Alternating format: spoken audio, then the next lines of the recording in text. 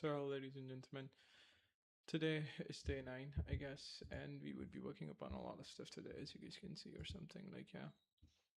We have a lot of work to actually do, right? So, yeah, that's there. And, like, yeah, so first of all, we were kind of like trying to build a project that gives us like like an edge in the market or something, but I mean, the hardest part with that is like we are not able to find out what exactly to build. And I think what to build is $1 million question. And I think that is like one of the how do you say it, like most important things like in these kind of things, right? Whew. I'm kind of sick. I mean, my sleep schedule is finally getting better. I mean, a lot better. Right, finally, we've kind of fixed one of the biggest problems in my life, and I did realize the fix was kind of simple. Right, yeah, and that's why I would say, like, what to build is the $1 million question. It is not, how should you call it?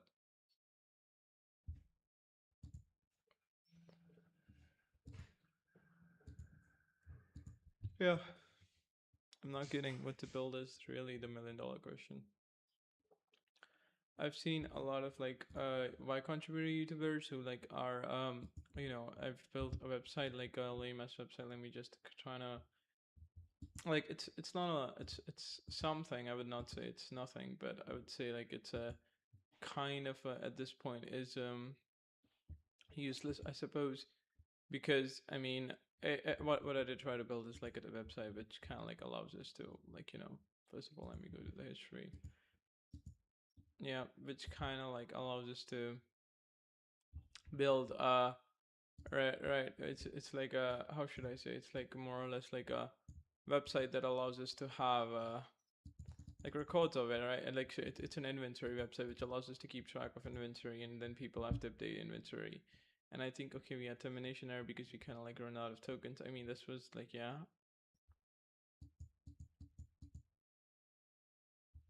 So this is like railway, and then we kind of like deploy generate. We did deploy the website.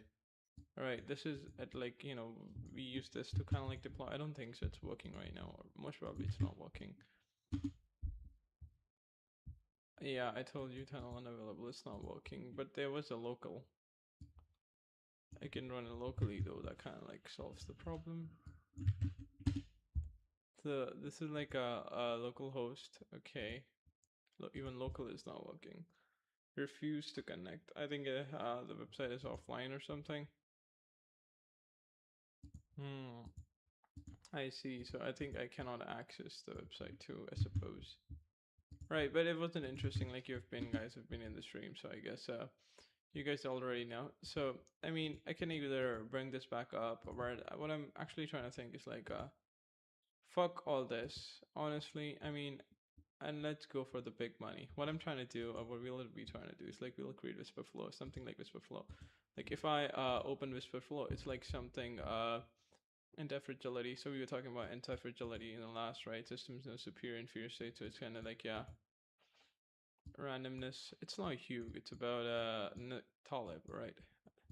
Anti-fragile. So we were like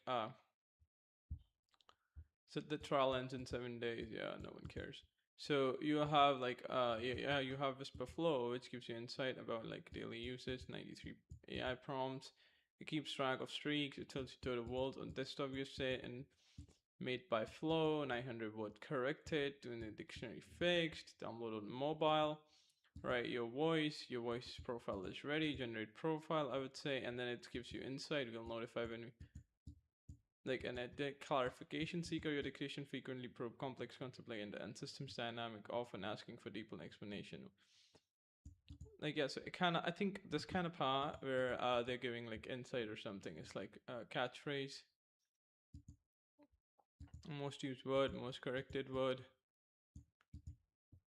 Your peak time plays 12 p.m. Wednesday at noon. Finds yourself in my nation clarification of complex theories and systems. I see, so I kind of like keep tracks of what I'm doing. And then there's personal dictionary, right? Are you what? Flow spells the way you do, right? Snippets, my LinkedIn, yeah. style. So if you say check my LinkedIn, it automatically does that. So it kind of like creates those things for you in that right prompt. Into email. But at the base, what Whisperflow is literally is it's just like, I think all of this is like the UI and all of this kind of interactive stuff is not really what do you call worth the effort. From this is like an add-on. The main function it has, or the 99% of the time, what I use, I hardly ever open this and this. Scratch before thought you want to come back. All right, and then you have transfer. Oh yeah, it's also as a stretch bar. So now you can start taking notes too. Right, transformed. Oh yeah. Right, style make full sound like you. Start now. So yeah. Start personalization. We can personalize it in different platforms. So yeah, they have actually built a formal, casual, very casual. All right, personal messages. So if you like casual situations, so yeah, you can make it sound like you. So let's say I'm very casual. Let's say excited. I want to keep it on emails. I want to keep it formal. On other apps like ChatGPT casual. So yeah, done. You're all set. So now we have like a different kind of like style for different places. Work messages, email, other apps, auto cleanup, light. Hey, medium, high. Hey, Joe, are you polish, cleans up full of word and grammar, transcribes exactly what you said, including mistakes. Consigned and high. Like, yeah, so it's like cleanup applies to dictations, like how much cleanup does it does. That's also like proportional. So now you'll say, okay, very okay, wait, oh, yeah, they have a really good AI. Like, sorry, not AI front end. They have a really working for other people. They really have a really good front end, but I'm not gonna say it's one of the best front end you'll ever find. But yeah, it's really good. Trust me. Yeah, I didn't know they had a hidden feature or something. Whoa, man. No matter how much you say, it's kind of cool. Though it would have been great if there were hundreds of different kind of. Yeah.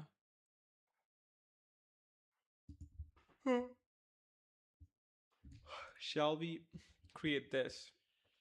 That's one question to say. And shall we create something else? YouTube.com. Right. I mean, because there's a lot of things that you can build, definitely, right? And the point comes back to like what to fucking build, I suppose. Like if you go to Y Combinator, I mean they have the highest, you know. And if you go to like a videos, like okay, what is like what are they all building, man? What are they all building? I mean, I did try to create a formula for if you don't go to Y Combinator, how about we search the not the let's just search like what new apps.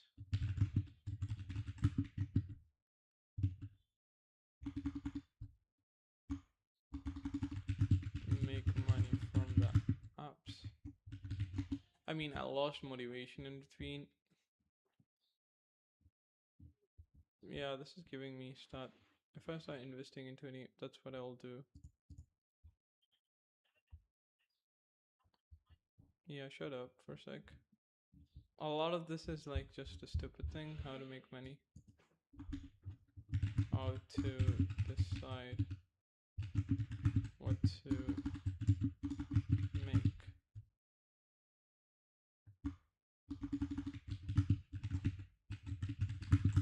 make. I mean, I do have decided. I do have got a pretty much good layout. If you go to Ashlight, and if we just kind of like switch from our 20, yeah, this is like. And I did know maybe this. Nah. Also no. I don't know whether no were. Was it in prediction login? I did think, or I did remember that I did wrote it somewhere, write it down somewhere. So I don't, maybe here. I don't think so. I wrote it down. I see. Well, I think I do remember web app, mobile app.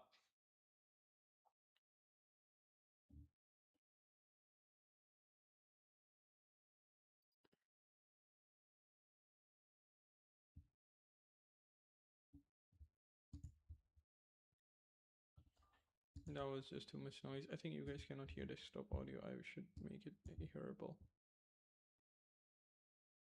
Yeah. That is, what is my process for launching new Yeah, apps? If you're new to the channel, welcome to the video. My name is Chris. I build productivity apps. Today, I wanted to share my launch framework that I use for all of the app launches that I do. I'll share my framework, but I'm also going to cover questions like, when do I know it's time to launch my app? So you want to build apps and websites. Great. No, it's like what app generates money? What apps generates money? Oh yeah.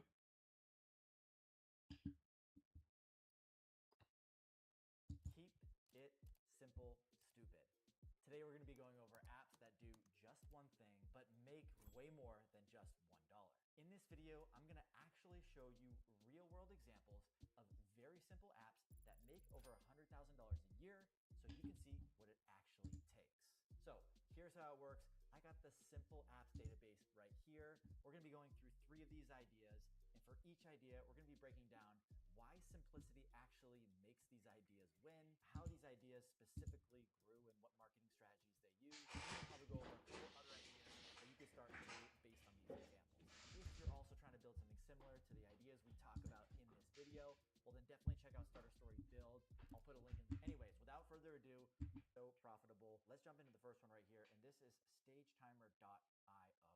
Online countdown timer for remote presentations. It's a countdown timer, and it makes $8,300 a month, which is $100,000 a year. This figure actually needs to be updated because we just did an interview on our main channel. PI service, spoken announcement, app blocking, digital distraction, text magic, marketing platform for business. 1.2 million.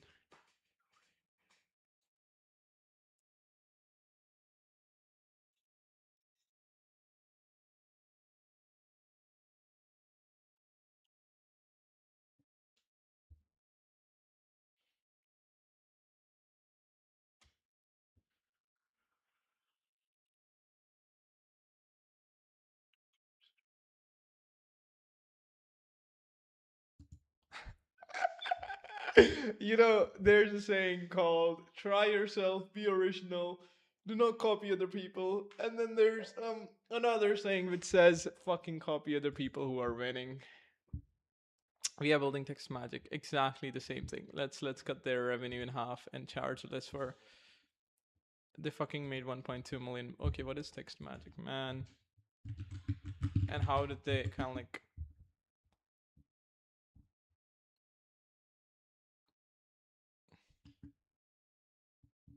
It's everywhere on App Store, Play Store. Okay. It works as long as it works. Yeah, their website is not the best. And templates never miss incoming challenge. It took them a year to build this shit. Yeah. Well, that's why I did had a lot of complex ideas, self-organizing settings. Like yeah, it's like settings that self-organize, right? But no one wants that fucking stupid thing, right? Human extension memory checking analysis on that. No one fucking wants. Oh yeah, this is something that could become a billion-dollar industry. Like, so what you do is like you constantly track a human memory and keep track of it and analyze on the spot. So now you can know how much someone eats because of sensors, how much someone. Yeah, so first of all, there's just a camera on the head or something like a band there, right, which always tracks what you have. So you can tell the people how much money you spend because, like, yeah, you're looking at Amazon, how much time you wasted at Amazon, how much time what you eat, what you shit, when you shit, why you shit it that way, and then we can have APIs and like intelligent systems connectivity and tell us patterns between those data. So this is like the reason why you are having impulse control or hard time controlling your impulses because you sleep 4 hours a day. Because like now, right now you have data on the person and you can give current advice, right? This is like literally, if we can actually build this, I would actually go for trying to make it a billion-dollar industry. But yeah. duration on its own output using the certain rules. But yeah, reason multiple AI trying to reason it. Hallucination at all? Yeah, but here's the thing: who wants that? And the market people wants, like, yeah, what do people actually wake up asking for? I think that's what like works better model. There's some cool things that you can build, but the point is not the cool thing. Point is like, if I woke up next morning, what is the one pain in the ass things that I want to be solved? That's all these people care about. They want problems to be solved. He took 365 days to fucking build that, and then he generates $1.2 million. I mean, I could like, yeah, I could actually do it, generate it faster using, yeah, I don't know how faster though. Streaming, I think it would take a lot of time to actually make that fucking running. So, but I think I can do it. Or let's just hope I'm able to do it. All right. What else can we do besides hope?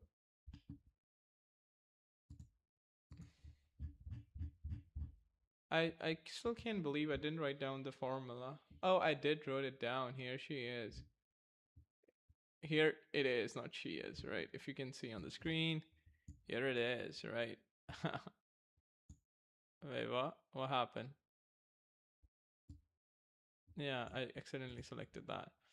So I think I should take it, like, you know, speed over duration shipping. I think, but I would have like a how do they ship? Right. I have a hard time realizing like how do they ship? Right. So now you're not needed. Now only you're needed. I just wanted to know like how do they, so you have a login. So what they do is like a SMS and SMS select your destination.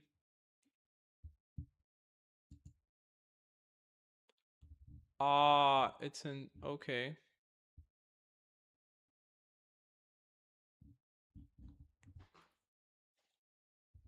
Per SMS and SMS thousands send SMS from estimated credit required for selected pay as you go service. Try for free. Cost breakdown, send email by businesses, use Test Magic. Okay. Connect thousands of your favorite apps. Bring your own number. Keep your exciting numbers message. Okay. Trusted by growing businesses worldwide. Okay. It's needed by massive businesses. Okay. Get started in 3 easy steps. Right. Text Magic. Features. Okay. I think I get it now. It's kind of famous. It's like that's why it generates $1.2 million per month or something. Right. Or so, like, yeah.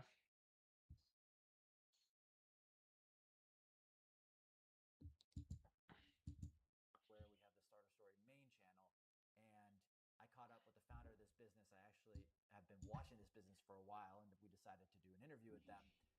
They're now doing $25,000 a month. So if I go to their case study right here, I noticed that we interviewed them in 2023 when they were doing 8,000. I think Starter Story, this is not the main channel. This is a fake channel. Yeah, this is Starter Story. Are actually growing apps. You might think, okay, you can get it to 8,000, but it can't get bigger than that. Well, that might be wrong. This is cool also because it's 2 founders, 0 employees. So this is a solopreneur business. This is a lot of profit. But we got to get into what this app does.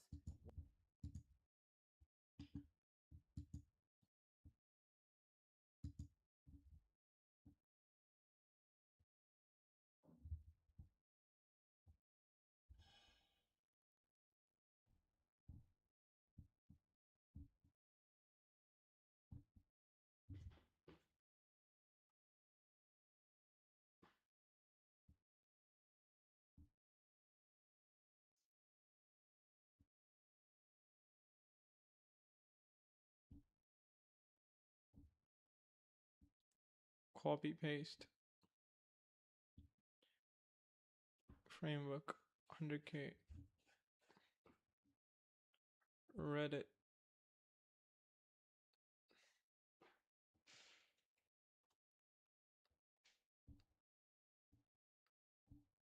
Market micro SaaS playbooks from 8 different income streams per month. Oh, 2 apps made $30 million. Okay, but I think there's one thing that you guys, or that we need to actually know. Like, okay, if making app was really that easy, and if we are just copying the fucking template of this guy, his job is like start a story. Maybe one day he'll wake up and he will just want to make a like yeah, built in 38 days, 83 days. Typical day how I work.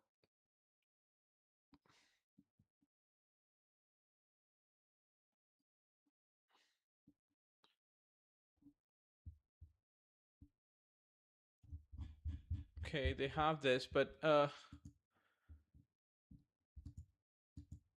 okay, did I open up the same thing 2 times? Text magic. Okay, it took a lot of time making this context schedule, history, templates, automation, reports. Yeah, I think businesses do need it. View pricing. Okay, let's just view pricing.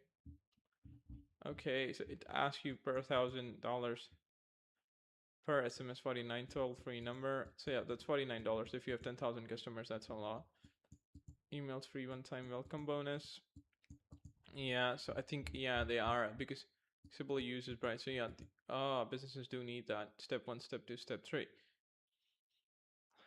No one cares about your system actually because I'm gonna build one mine because like yeah, so there's pain, something that is painful in the market, people want it solved. Something that is frequency, like they would have to use it for decades, if not years. Ability to pay, that means they must be willing to pay distribution, so they must have distribution. Easy enough, like if you have market growth, right? If it's attached to a market that grows, then yeah, you win, you know, founder knowledge, yeah, and switching cost. Well, founder knowledge doesn't matter when it comes to building apps. I mean, like, oh yeah, you can always collect new knowledge. I clone 3 apps and now I make, yeah, they fucking clone 3 apps. And 3 apps making $35,000 per month.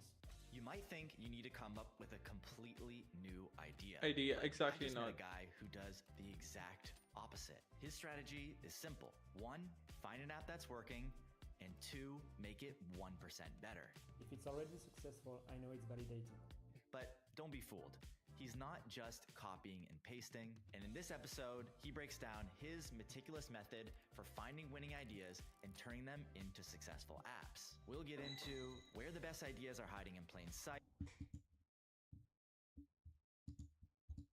What is this simple app? If you're not familiar, if you haven't seen that YouTube video, let's see what this thing actually is. Let's just go check out the website. Let's go check it out. This is stagetimer.io. And this is a remote controlled countdown timer. Show a full screen timer to your presenter while you control it from another device. Okay, I see. Got it. Okay, so this is just a countdown timer. I mean, I'm scrolling through here and that's really what it does. It's a countdown timer. I do not understand right now how this thing can make $25,000 a month. So let's dig into that a little bit because I got my iPhone right here and look, I just did the same thing that this app does.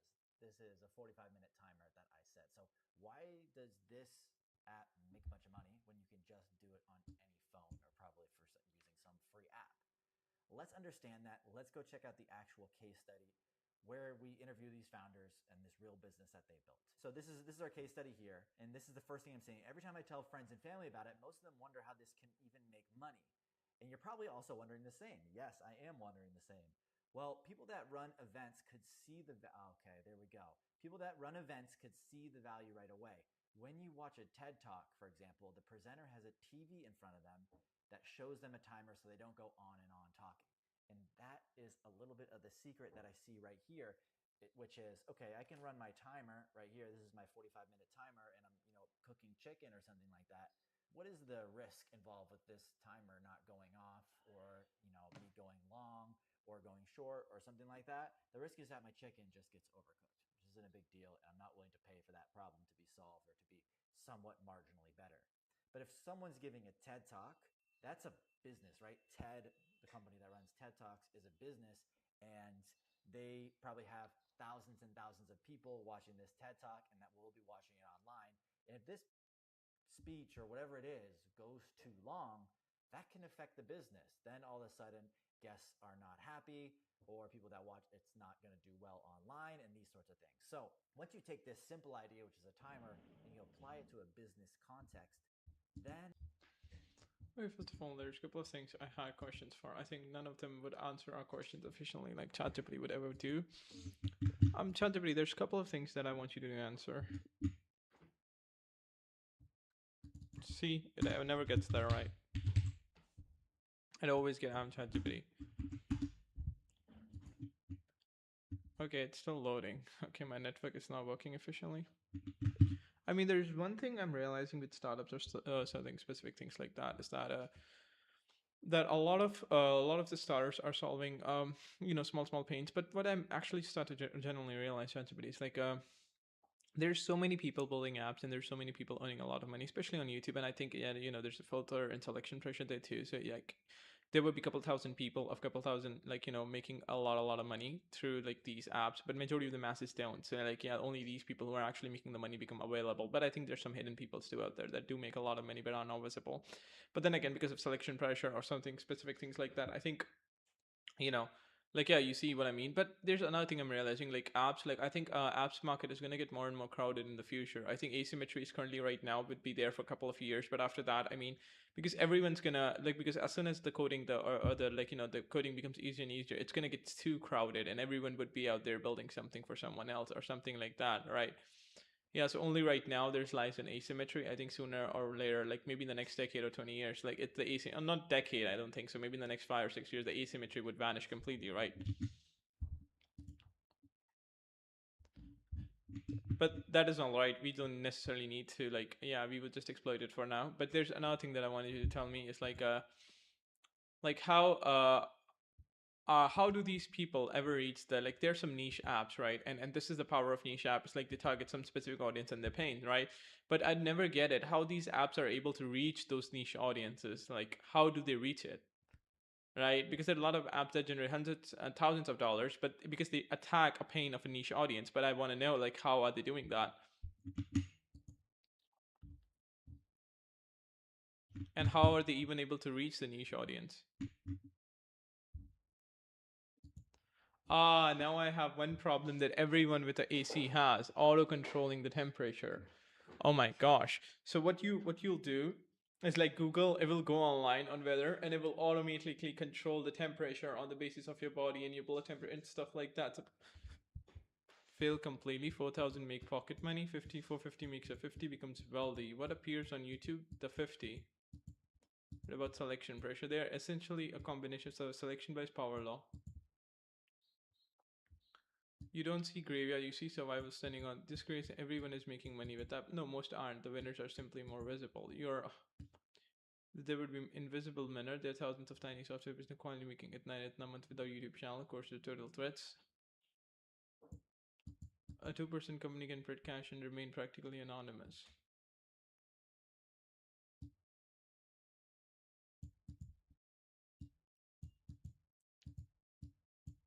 When building becomes cheaper, people don't stop demanding things, they demand more things of you.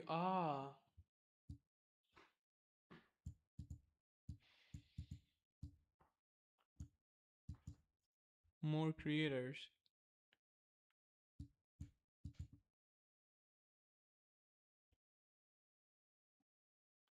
Game simply move. The bottleneck is moving are scarce. 5 years from now, taste, trust, distribution, domain expertise may be scarce.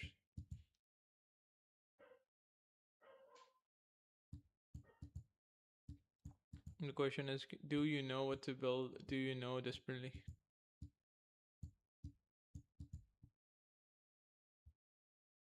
Boring pain. This is where many beginners go. They think startups succeed because of brilliant ideas. Because it's all annoying, repetitive. Managing invoices, converting PDFs, tracking inventory, helping dentists send reminders.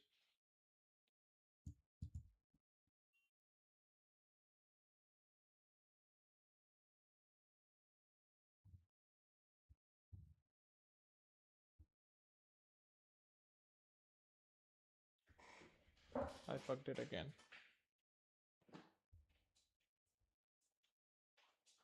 I'll be back in a minute. I'll be back in a minute. Wait a sec, guys.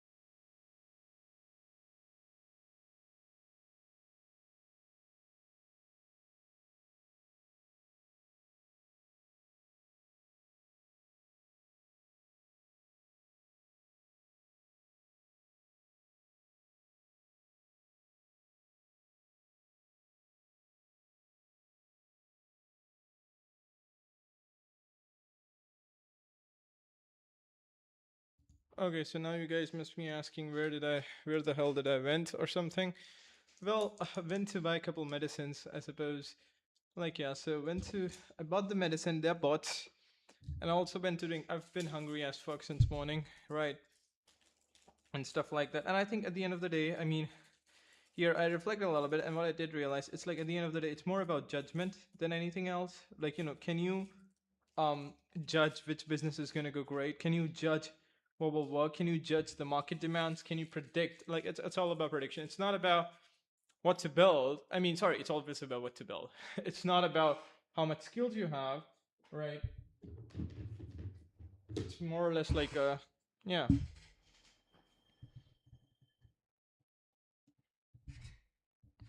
Yeah. Finally eating something after morning. I do have my poha, which is something similar to the rice right here, but I haven't eaten not the most tasty thing because it's called ORS or ORSL, which is pretty much something you eat when you have like a bad stomach or diarrhea or something. It's not supposed to be tasty. It's supposed to be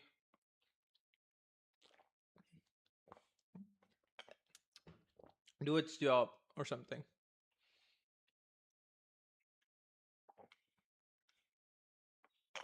Yeah, it's not tasty.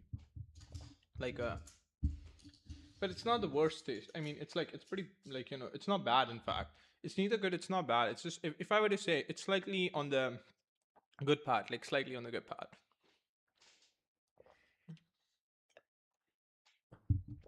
Will I have a Bluetooth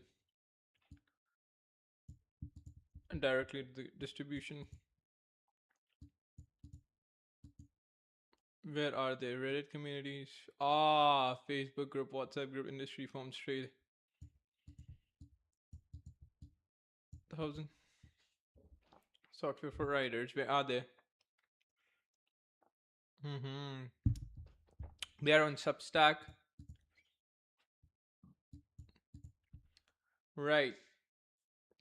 They are on Substack, writing newsletter, Reddit, Discord servers, Medium community. You supply. Most niche founders become their own.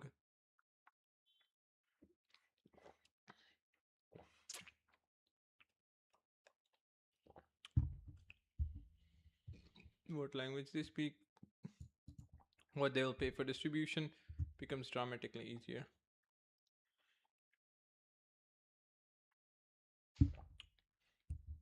Is often embarrassing manual. Join communities, talk to people, listen complaints, build solution, ask people to try it, improve, get referrals.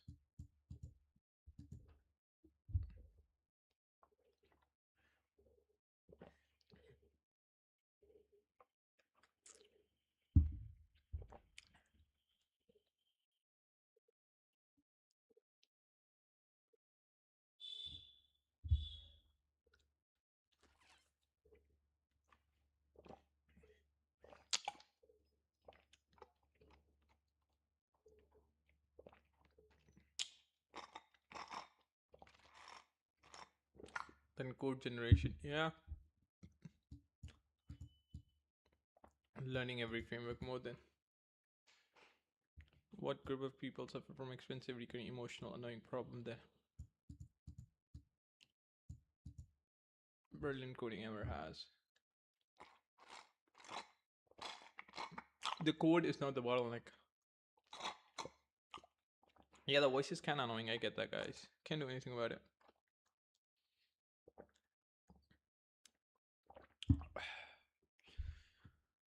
Huh. First, I do feel like I've finally eaten something. I suppose. Yeah, man, they made millions of dollars. Yeah. And it sort of makes sense. And then I'm also seeing right here that they have a remote controlled version of it. Well, I can't remote control my phone, right? I'm sure I could, but that sounds complicated. That's what this app does. So it allows you to create a timer and then remote control it from your browser. And I'm seeing right here that their website also has really, really good targeting.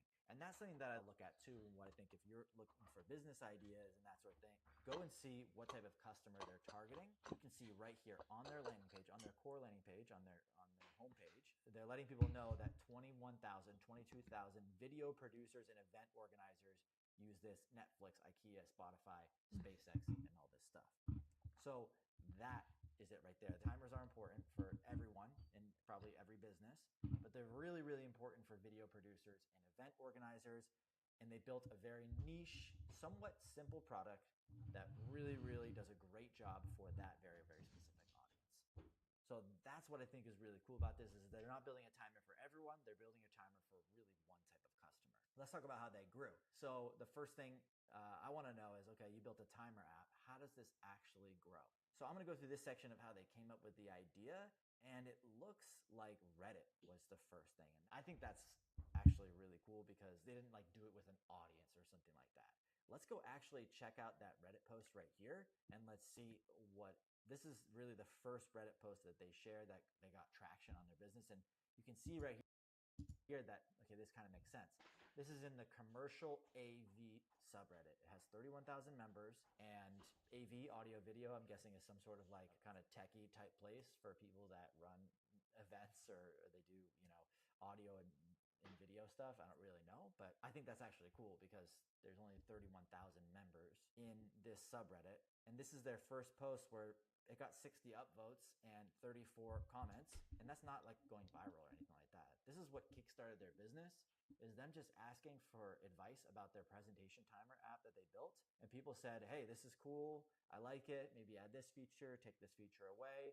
And now that I remember it, Lucas actually mentioned this to me in the video that we did, is that they just went on Reddit. They looked kind of for very, very niche subreddits, and they just got the word out about their product and tried to find those kind of first customers.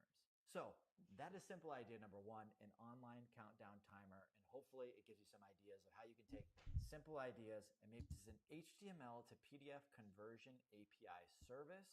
And this business makes $8,500 per month. It was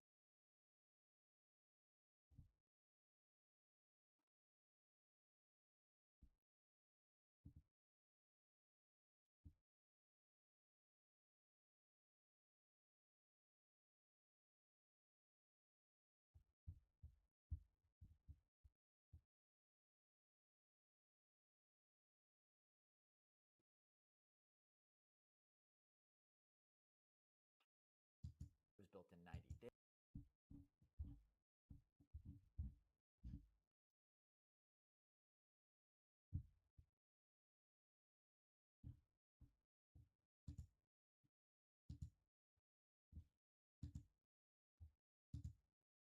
Keep it simple, stupid. Today we're going to be going over apps that do just one thing, but make way more than just $1. In this video, I'm going to actually show you real-world examples of very simple apps that make over 100,000. Yeah, it's kind of like, now that I think about it, it's kind of like from the noise, it's like, yeah, pretty much providing the state transition to organisms that they need and constantly reoccurring problems that they have. Like, yeah, let's start with our first app or something. Let's restart to update. Yeah, let's just update that. All right. So yeah, now we're back to the screen. The CLI, like, yeah, so our first app would be the first ever app. The first ever SL has ended. I need another one. Fuck.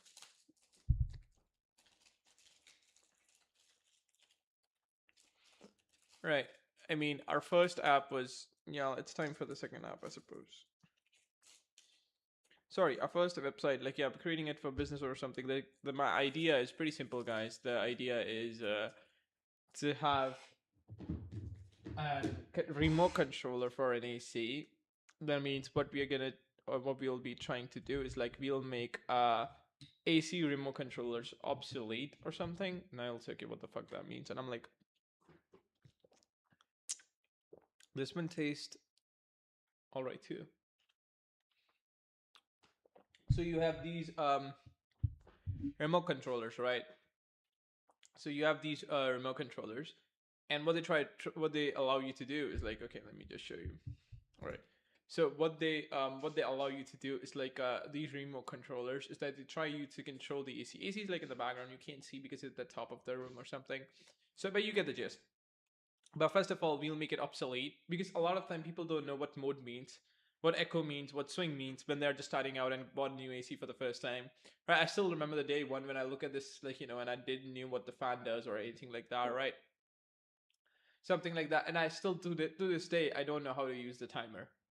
To this day, I've been using AC. I don't know since 10 years, like not 10 years, but 8 years. I mean, I had AC in my room for that long, and yeah, I don't know. Like, yeah. Oh fuck. It dropped. Oh shit.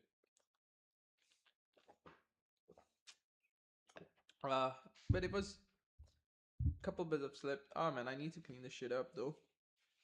Oh, it wasn't that actually problematic because it's all because like it was slightly wet, and I don't think so it leaves any. But I think I need to clean it. Wait a sec. I'll just be back in a.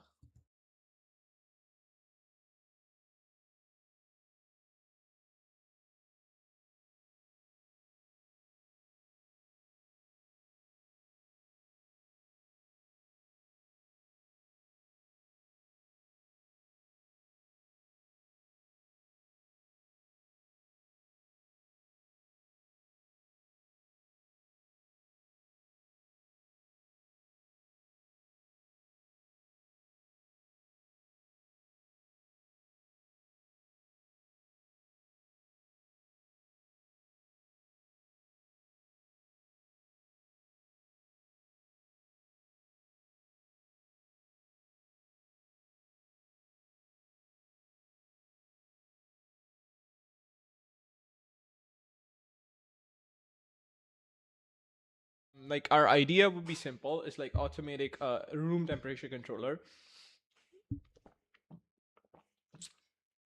So it's as simple as that. And now it's okay, Varric, I don't get what you mean by that. And I'm like, but it's as what I just literally said or told you that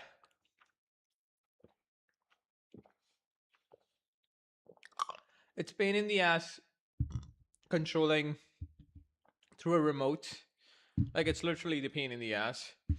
It's very easy to control through an app, let's per se, and let's say rather than always have to force the remote to that direction.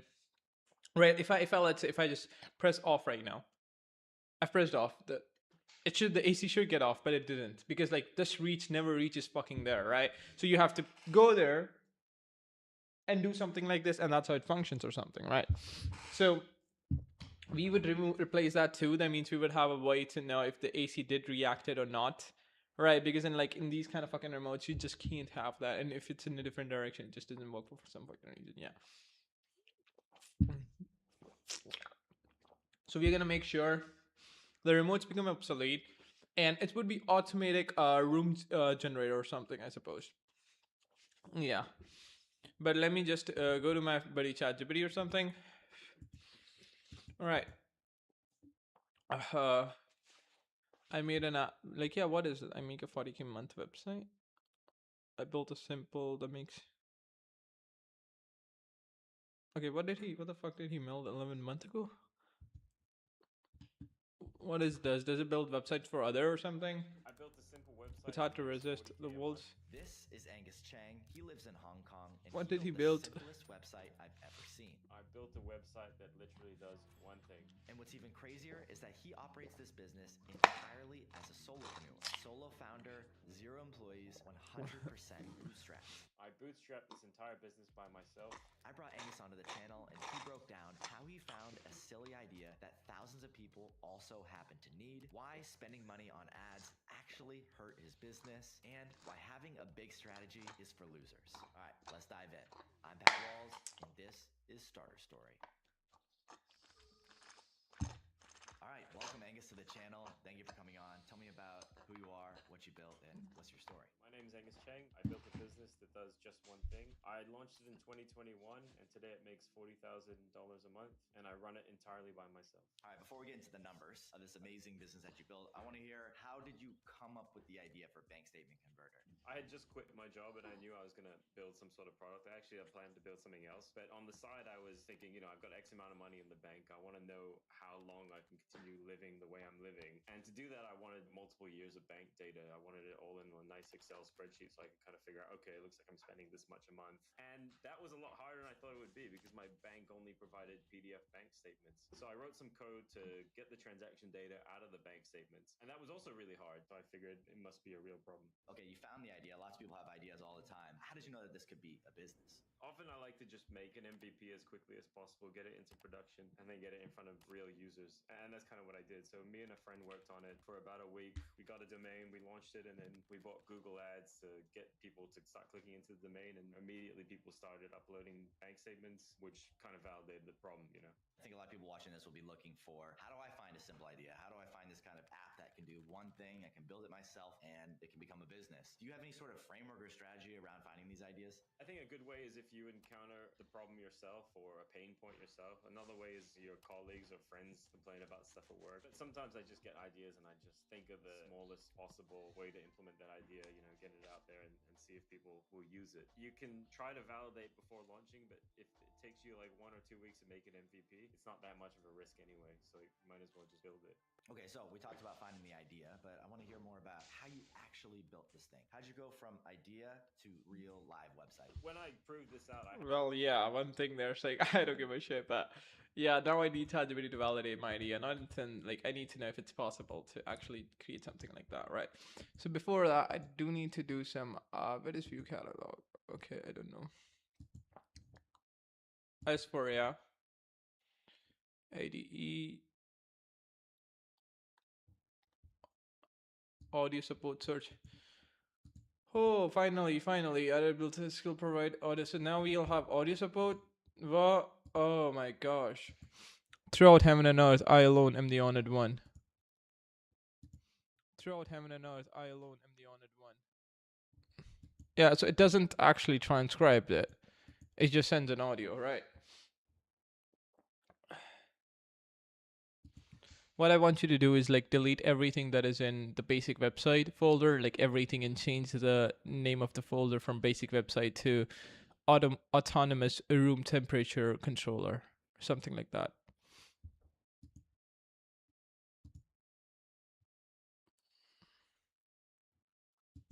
What I want you to do is like delete everything that is in the basic website folder, like everything, and change the it's fucking name finished. Of the folder from basic. You're kidding me, right? To autonomous room temperature controller, something like that. Yeah, it's finished. It's also finished. What? I finished them like in a breeze.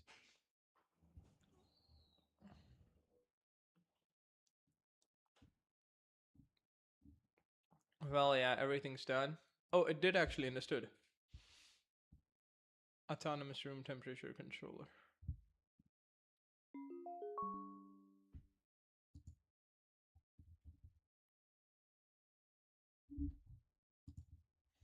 Now let's reopen IDE.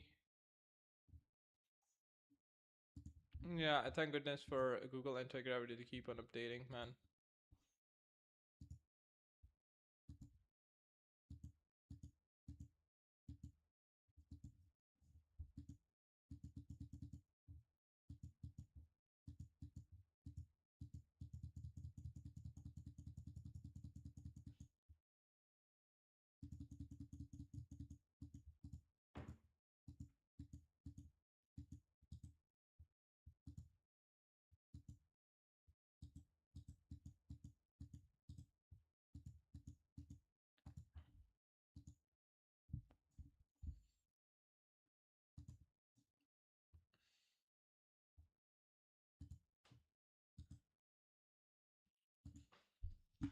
Autonomous room temperature controller. Autonomous.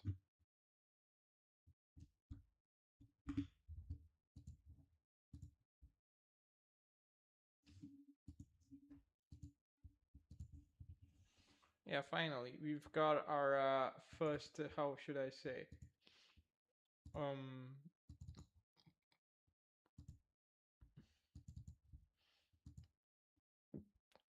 Okay. we've got our yeah, damn guys, so we've got our first ever real project. Yeah, now it's just time to work on that fucking real project. Like, yeah, I think it's time for you guys to see it, right? So we kind of like face solve a lot of problem. It's authenticating right now. I'll open up files, and yeah, I think it closed the file because like, yeah, we have to open the folder. We have to go to the local XT. We have to autonomous select folder. Yeah, right. So we have public CC plus. I think we can just delete that too. I mean, like, yeah, move to recycle bin. I guess we've got our project open. Now we do need ChatGPT too. But before we even go to ChatGPT, I do need like a ChatGPT, I want you to kind of like understand this idea and validate its legitimacy. So what I want you to do is like actually tell me, is that like I'm trying to build an autonomous room temperature or something, right? So what I will be building is like I will be building something that autonomously kind of like control room temperature. The idea is kind of simple. First, take a user, ask them their age, right, and ask them like their weight and their height, right, and the size of the room, and yeah, and then have an app that like, yeah, just that thing, and then the app is directly connected to the like, you know, AC, and autonomously gives or changes temperature, and then the app would be connected to like local temperature. Sorry, local temperature. Yeah, local temperature available on Google, right? So because Google keeps track of temperature in almost every city, right? And it's kind of approx, not the right temperature of the city, but you get the gist, right?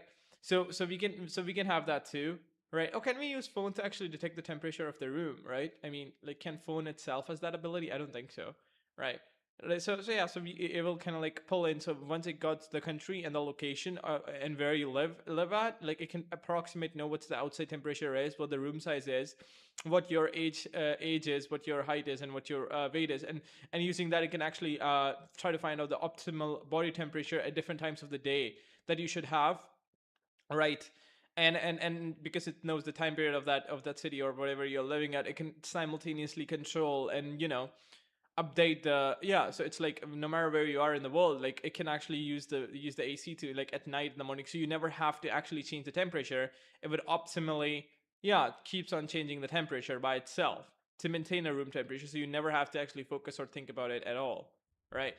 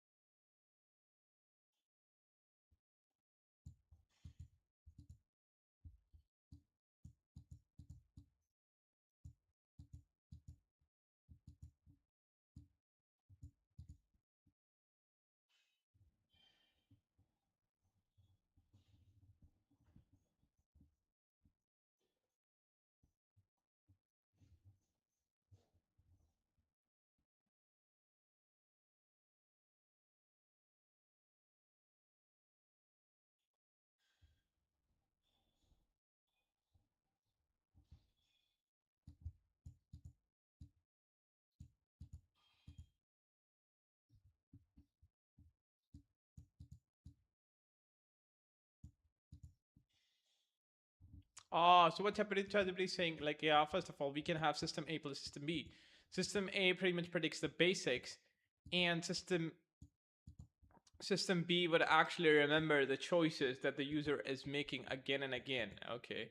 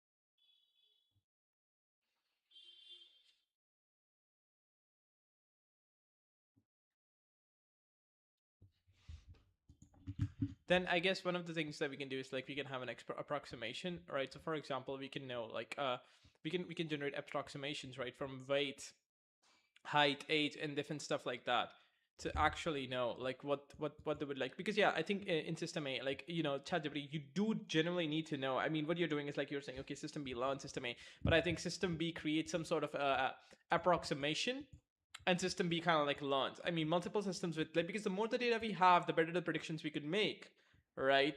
Because age, weight, sleep schedule, different kind of stuff do actually matter a lot. If you can just look at the sleep science and like, you know, body temperature, they kind of influence body temperature a lot. So I think you're mistaking at that, right? At the same time, you do give some good idea about saving electricity, because a lot of Indian families, when they have AC, do care about saving electricity. So when they kind of like, when AC is kind of like on autopilot where it cools and then closes off by itself and then cools again at night, and it relatively does that while you don't have to do it, and it can even tell you how many hours of less AC did you use compared to normal days, then a normal Indian family is kind of happy with the fact that they are able to save some money, right?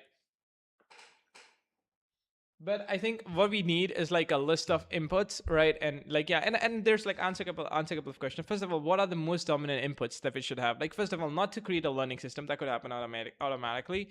I mean, but yeah, what I want you to do is like tell me like yeah, what are the most dominant inputs we need, like where the person lives, right? We need like, yeah, the time of the day, so we need a time, like an internal clock, right? We do need a location, right? Like, yeah, we do need to know their room size. We need to know the outside weather and humidity, right? Because the outside temperature or humidity is always influencing the inside temperature, and the AC is just fighting off against it, you know. Couples, and there another thing I wanted to know, like, can applications connect to all the AC around, right? So I need you to tell me the most dominant inputs, the weight, height, or whatever. Like, what should be the most dominant inputs we need to get from the user, right? Which will determine everything. Then you know, the system B, which learns, is something again like we would have on the top of system A. System A takes the input and predicts, creates a basic prediction. System B just learns and improves the prediction, right? And what I also want you to tell me how easy it is to connect. Like, I do know that there are phone applications that can connect to like AC. So like all the modern AC, which are not too cheap, like can you connect the application relatively easy, like the third party application that I have to any random AC in my locality, right?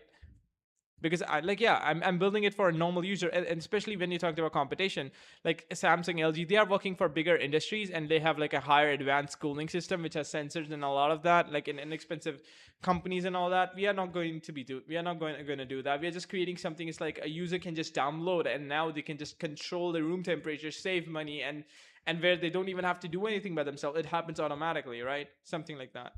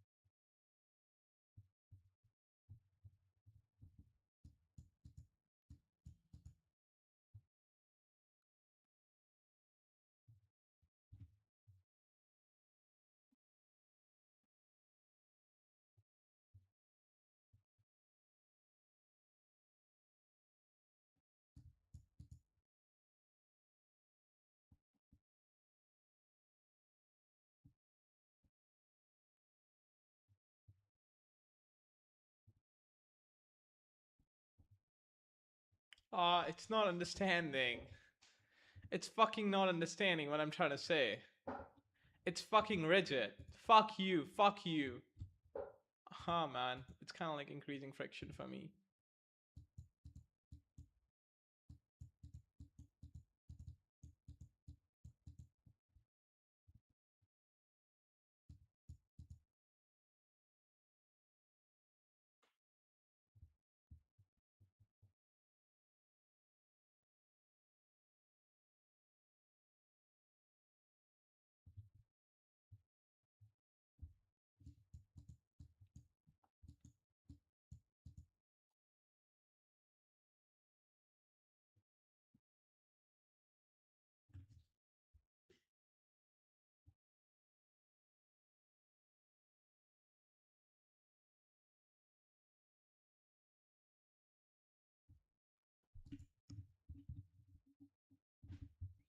No, you don't get it. I'm not creating hardware. I'm just creating software. And there's another bullshit that you don't get. People have ideal temperature. If the reason why I need the like age, weight, and height is because I need to know their ideal temperature, and then over that, I would actually.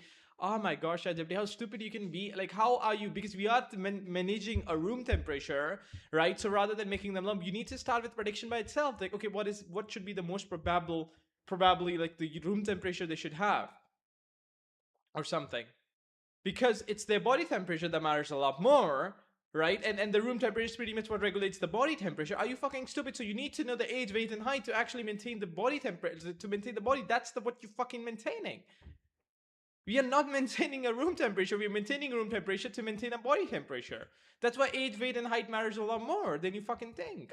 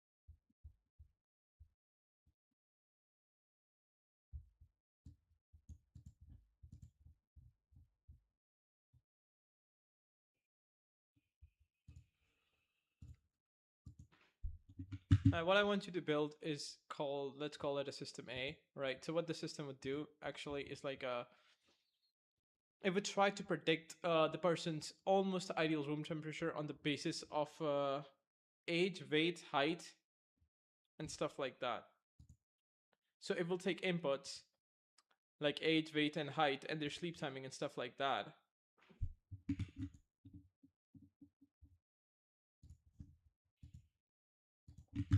Gemini, could you tell me like one of the most dominant variables when it comes to like finding out someone's like personal ideal room temperature that they want? So for example, age, weight, height, and like which area are they currently in? That also matters. But let's say like my ideal body temperature. Like if I want to find out what are the most dominant variables that I should track, not the small ones, but the dominant ones. Like yeah.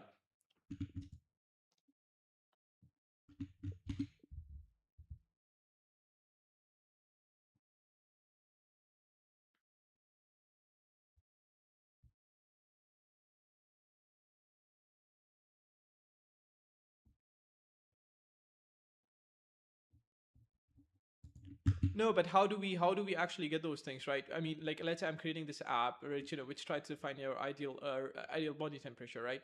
And the only thing that a person can tell you is because, like, they can tell you their body mass, they can tell you their weight, they can tell you their right, they can tell you, like, yeah, different stuff like that, right? They can. So yeah, so how do we calculate it, right? Like, let's say my height is like 5'11", right? 5'11" or 6. My weight is like 68, right? And my sleep time is 12, like 11 p.m. to 9 a.m., right? That's my sleep time. I'm giving you this information. My age is 18 and I'm about to get 19 though, but yeah, so that's my age. So how will you calculate my ideal room temperature, like, something like that?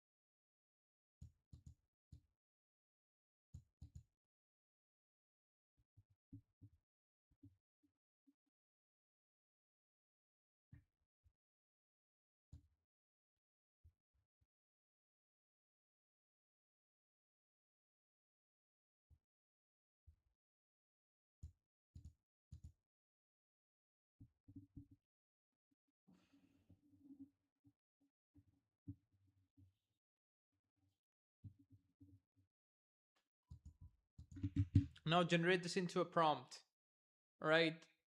That I could just copy paste into IDE, right?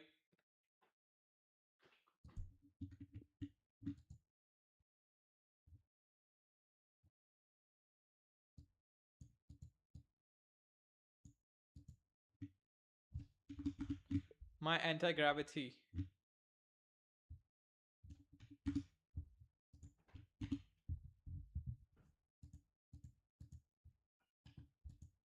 Fuck you for a sec.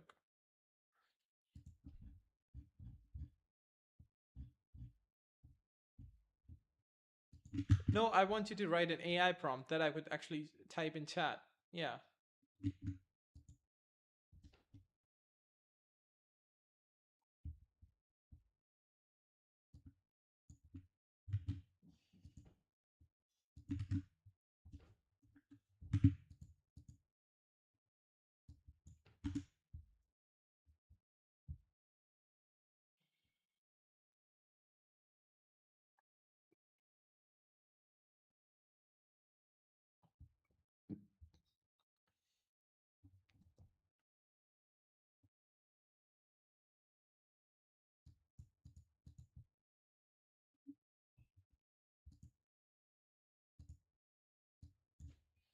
So ChatGPT, I'm a prompt engineer, right? So what kind of prompt should I type for the AI to effectively generate a code that allows me to, like, an app that actually keep tracks of, like, age, weight, height, sleep window, and biological baseline, which is like, or gender maybe, right? And like, as to generate a prompt, like, this allows the app to take information from a random user, simultaneously can calculate all the different kind of stuff that it needs to calculate.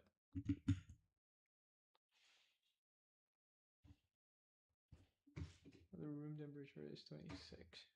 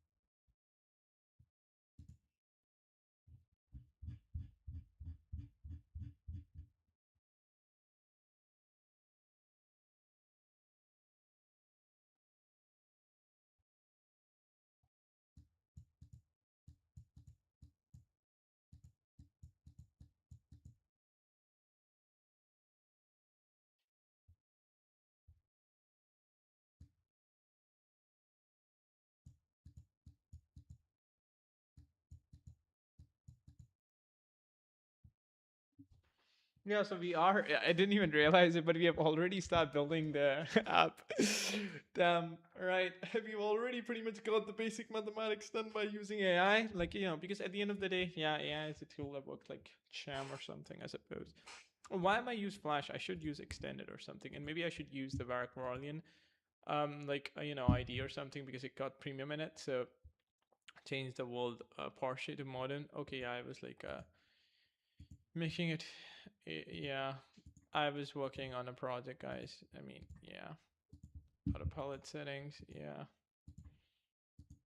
but I think I got the prompt from ChatGPT too. Clothing engineers who design buildings.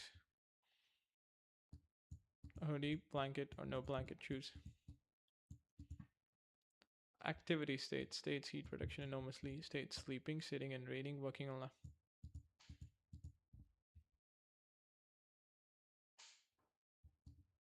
And while 7 sleeping, might prefer 7 still. Thunder temperature. This is when some people simply run hot, run cold.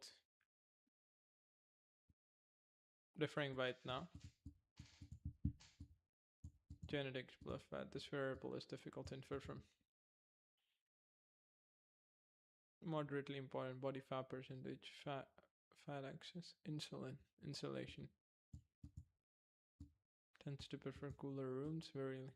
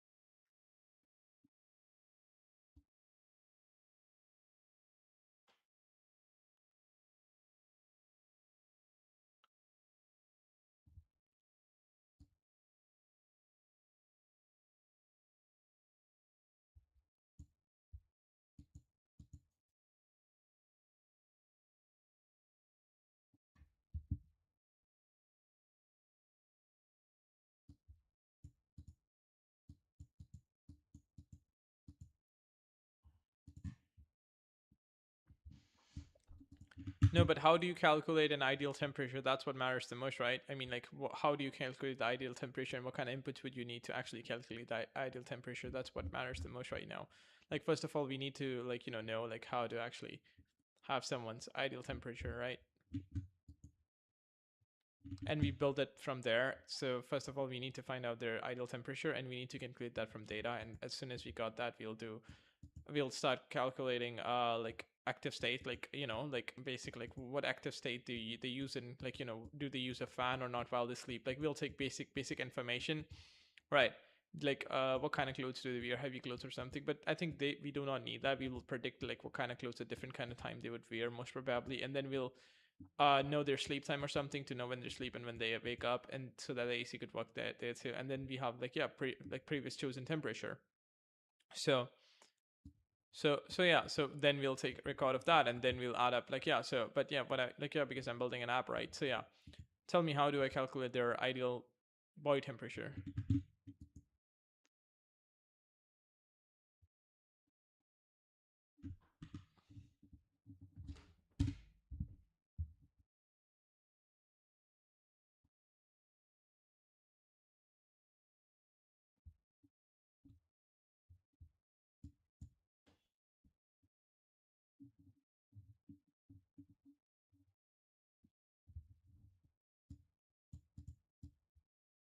It's being unnecessarily strong. Isn't AI are supposed to help you?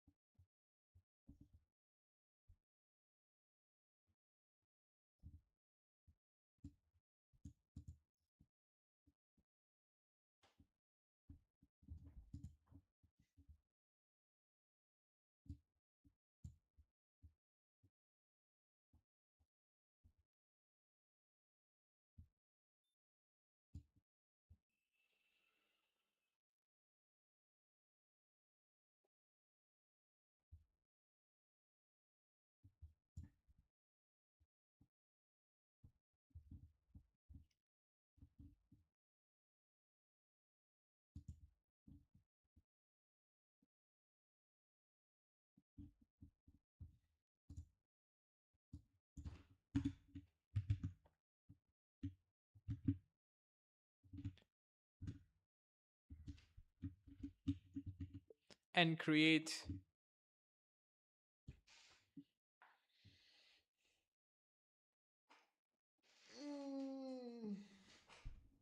I'm pretty much earning what you'll earn in the next $8,000. So that's your earning would be in a year after university, and I earn that. What you'll earn in 10 decades, I've already earned all of that right now. So if you had like, yeah, if I had earned $8,000 to $10,000 a month, I'll like what a normal person would earn about that in a year. I've got that in a month and what they'll earn. But yeah, I think this can become $1 million businesses because I think like the new companies are more open to APIs, and I think this is something that can scale globally because I think literally everyone has a problem with what they call it, right? Like ACs or something, and literally everyone in the world, literally everyone, like have like at this point, like yeah, millions of people have ACs, like in the world from poor to rich. And I think like as the AC technology rises, the API and different stuff like that, and connectivity would become easier and easier. So as the time more passes by, this technology would work more. No. Oh no, I need to throw the food because it has ants. Oh my gosh, I didn't knew like putting it there would actually cause a lot of ants to come, man. Now I can't eat it. Like I can't eat it. Damn, I need to throw it away. My bad. Like I'll come back in a sec. I haven't eaten anything since morning. Are you kidding me?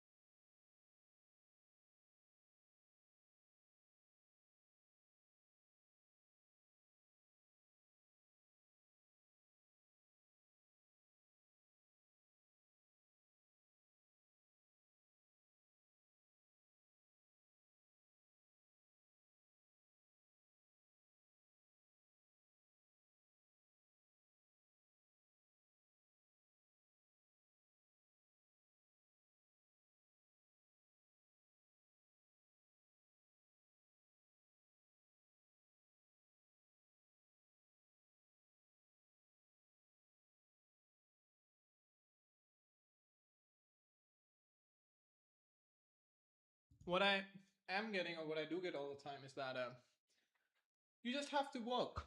You just have to wake up and work. I'll be back in a minute.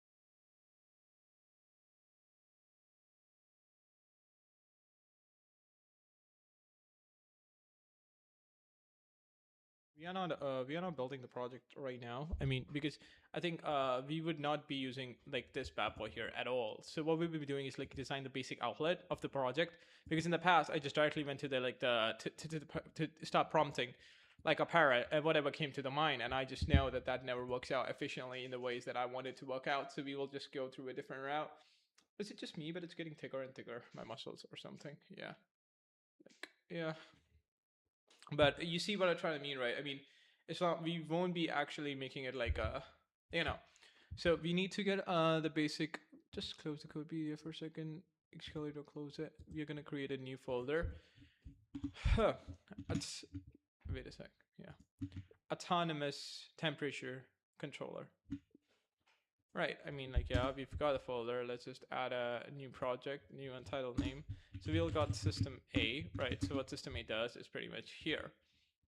So like, yeah, so if you can just copy paste down, like copy, and if you can just paste this bad boy, ambient temperature controller. So what it does is like it takes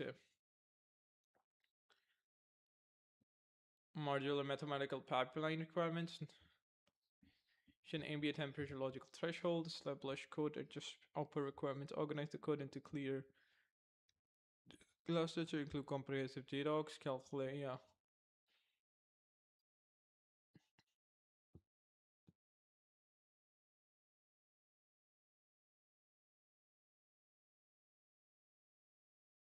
So what kind of inputs does it take?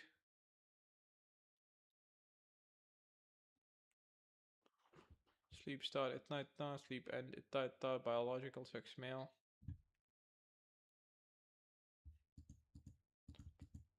Age, yeah. The module must accept an objective representation.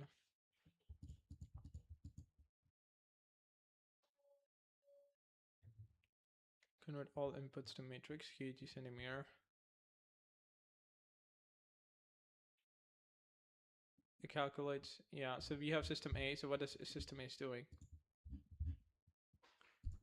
Yeah, so let's call the system A that we just built, and like what is system A doing? Like create just a short summary and tell me what system A is doing.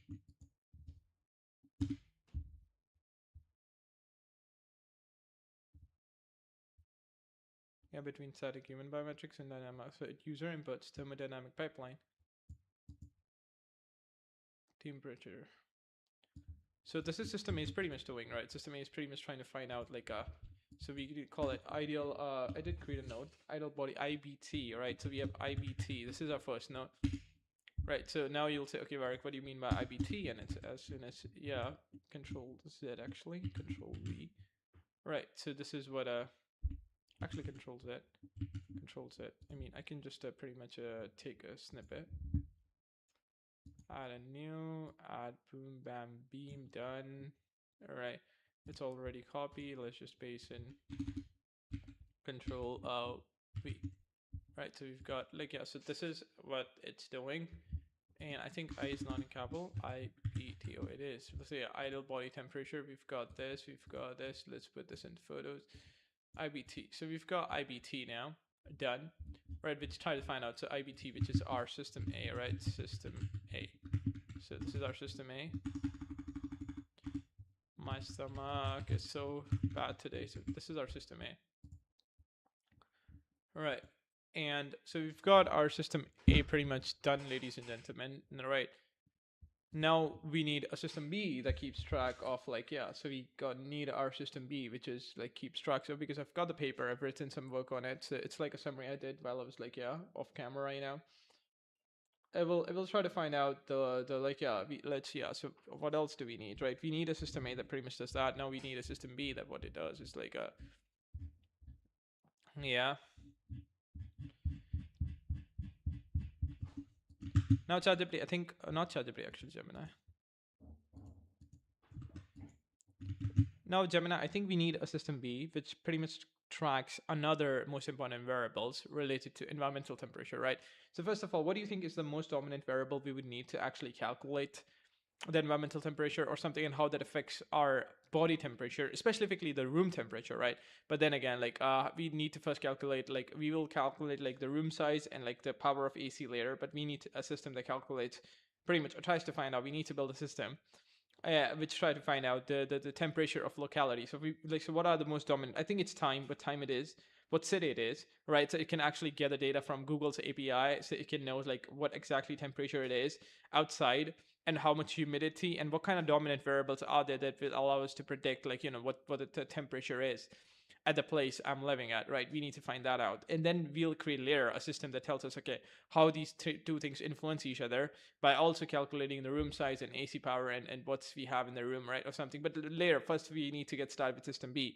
So try to tell me the most dominant variables and how would you calculate the like, yeah, like the temperature of the environment, right? Or something. Yeah, we can have extended,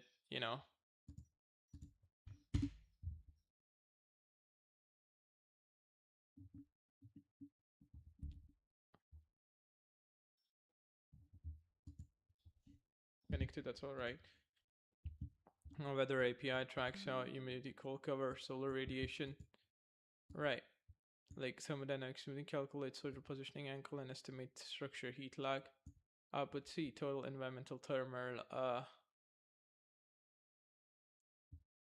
execute in special when the user enters the location system. We convert this into using the time of the day.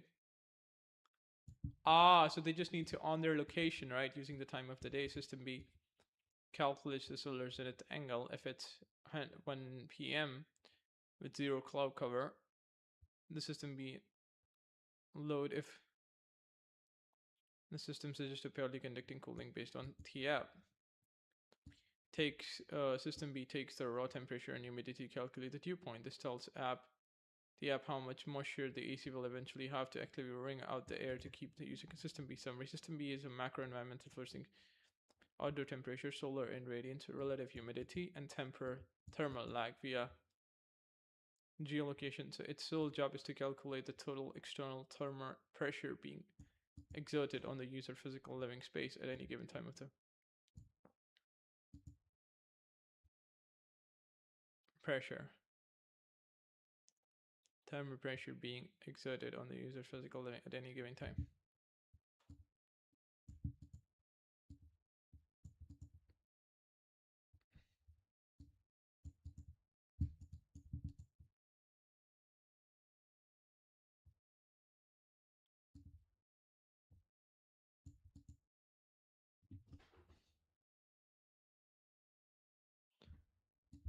No, we can have that kind of like understand, and with our we can have that like understood as a data, because we are trying to pretty much predict the basics of the like things, right?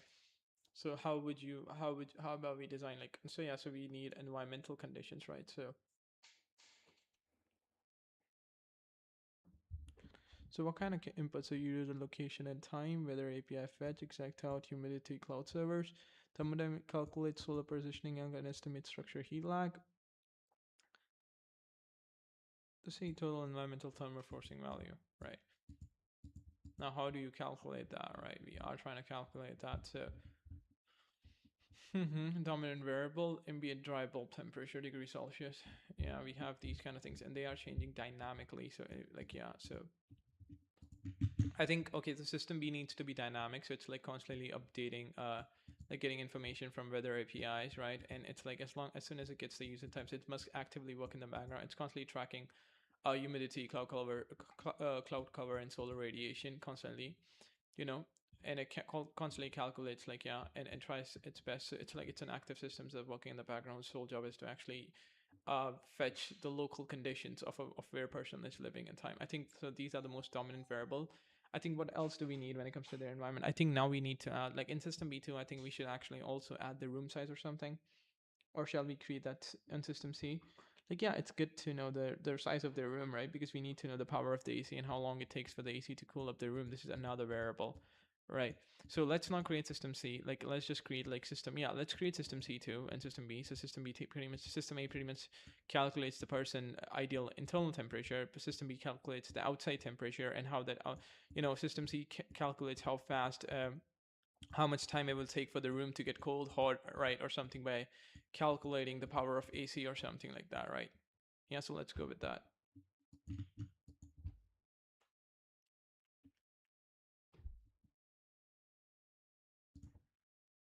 So we have system A, we have system B, system B. So we have like system IBT, right? Ideal body temperature, right? And then we have like a environmental environment. So we have like outside temperature, so we have just like system B. We have multiple systems working together. System B. I think I need to take my pills. Outside temperature. We have system B here. So like yeah, system B, and then we have like a system C. It like tracks the room temperature, room condition.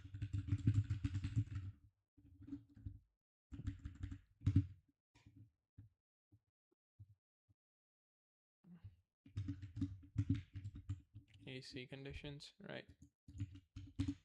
And this is what it does. So this is like the system C. We still haven't gone to the prediction and the learning part. So like, yeah, this is like the system C.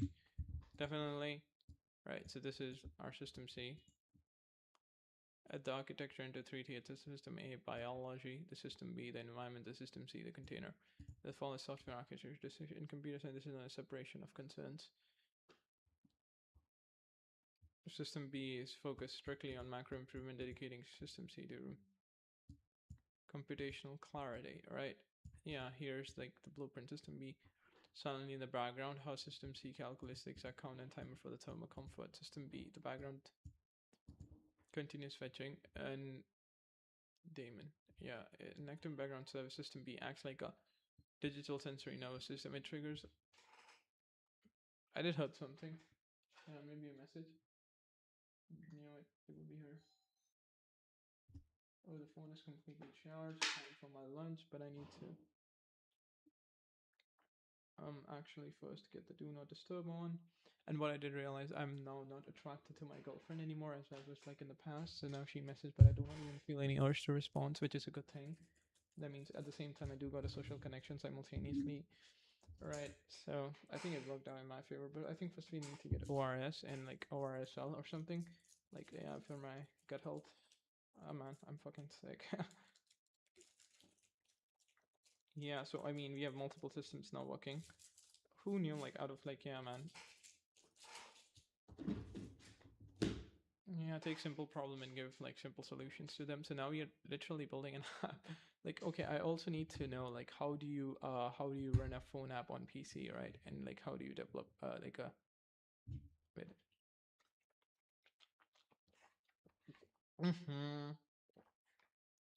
I think this is a problem with the straw. As soon as you put in the straw, it's like filled to the brim. So as soon as you, oh my gosh, it fall again. I'll come back in a minute. It's just unnecessary wastage of time.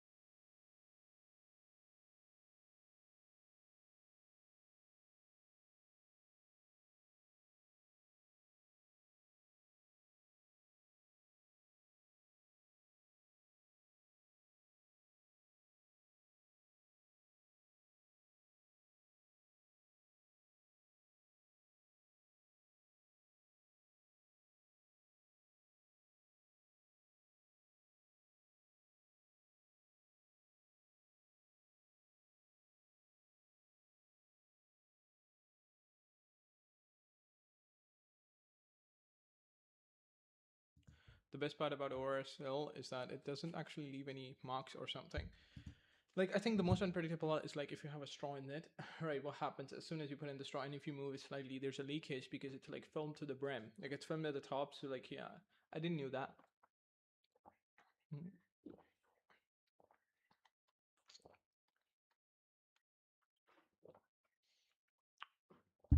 And we can do like a prediction system. So all you have to do is you don't even have to write the length, width, and height. You have to just take a photo, right? So you can just take a photo of the room, and what it does is like it pretty much calculates the thing by itself.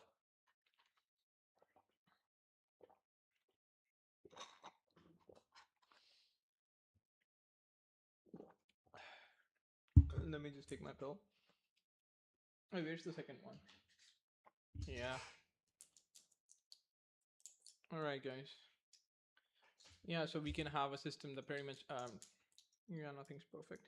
So what I was saying, that we can have a system that pretty much tracks efficiently, right?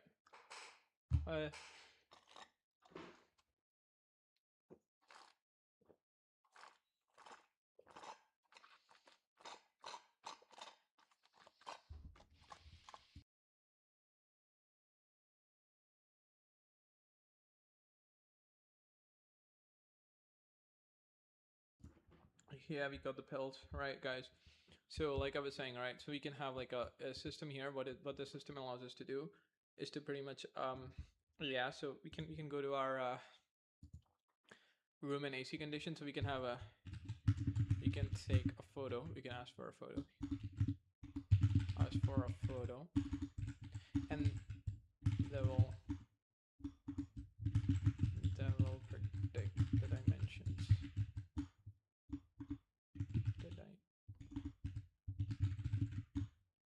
dimensions of the things. Yeah, so like, yeah, so in these we need like AC power, and we need like a room size, right? So we need things like that, right? AC power and room size. So we can just take a like a photo. We can ask for a photo, right? We need like a LBH, right? So we have L. Like, yeah, LBH. I mean, it doesn't really matter, but I might try to make it professional, look like professional. Yeah. So we got outside temperature. We've got like, yeah, we've got system 1, right? We have ideas. Let's just close that. Simple explanation. Let's just close that, and let's just close this, and let's just, yeah, keep this open up. Alright, so in terms of design, what kind of design do we have, guys, here?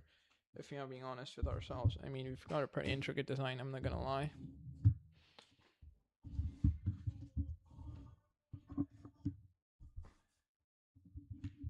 My brother is singing a song downstairs. I don't know.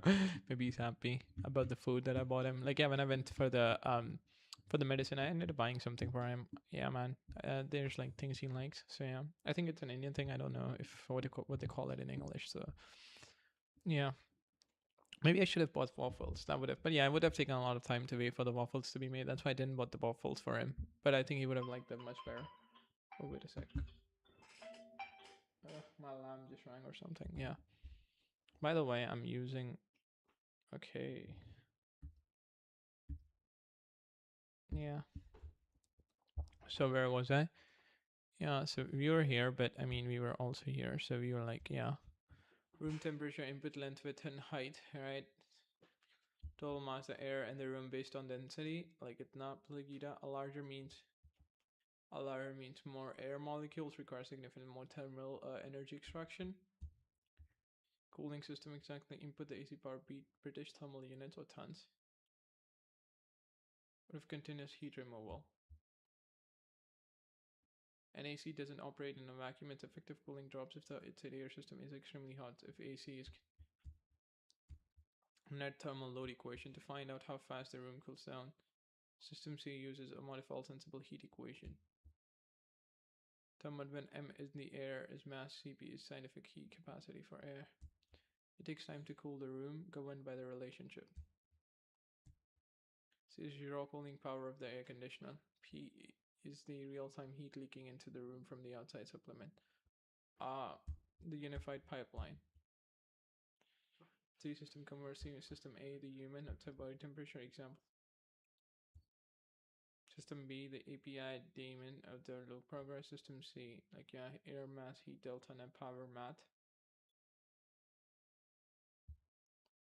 API UI targeting 19 degrees Celsius, you're 1510. The human target temperature. Exactly 14 minutes. App doesn't just guess a static time, it is scoring radian 42 afternoon in Jaipur. We'll currently calculate that AC will take twice as long to cool the room compared to the mid-right run because external thermal pressure string down the AC is mathematically accounted for. Exactly what I wanted. ChatGPT was hallucinating. Like, you use it on the basis of, like, it's from the start it was telling like use it on the basic, but it's like, okay, how system A, like, as like the body temperature on itself also affects the system. Like you're not now the blueprint for the fundamental system is complete. What is the next step for the blueprint? Do you want to design the user onboarding interface by collecting the room metrics, or do you dive into writing the prompt to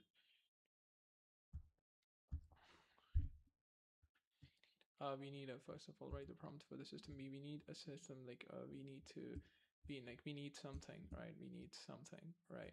Hey, so it's not writing. Okay, it doesn't work on Obsidian. So first of all, we need calculations. So first of all, we have system A. System A pretty much keep tracks of a couple of things like mathematical pipeline. Requires so yeah, it tries to find out ideal body temperature. System feed by ideal outside temperature. Now, yeah, and explain system B and how it calculates. Can process it, like, yeah. Generate a prompt for system B. So like what kind of input should we ask from the user? The most dominant inputs that needs to be constantly asked by the user, right? And then it creates like a command for the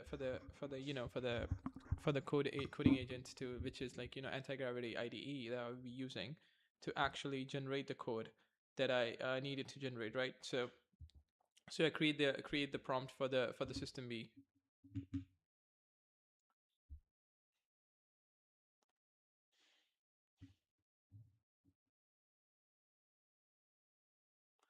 Because if you look like system A and system B, both will be just inputs. Like, yeah, system A, like input number 1, we got the human ideal, like, yeah, and they would calculate something, right? So system A takes like all the information about a human, which is like, yeah, and then like system B takes the information about the outside, right? And they both of them does a basic simple thing is that they try to calculate the system A calculates or try to calculate ideal body temperature, right? Like which we call IBT, and system B kind of like tries to take like approx outside temperature, which is like AOT, right? So ID like IBT and AOT, I think, yeah.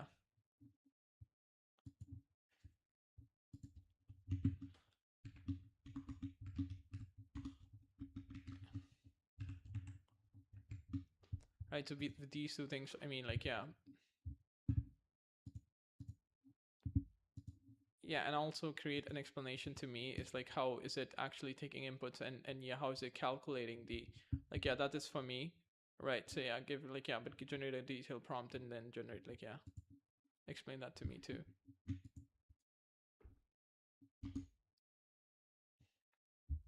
So we've got some pretty good stuff here, defining parameters.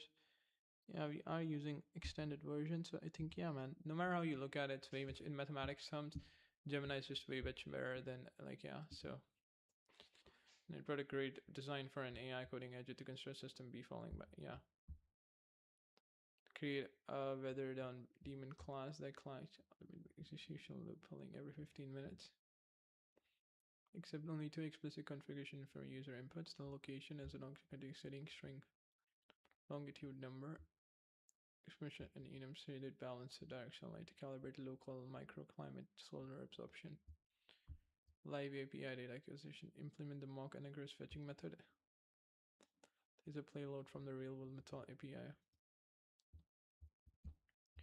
The fetch real-time payload must include outdoor air temperature Celsius relatively humid.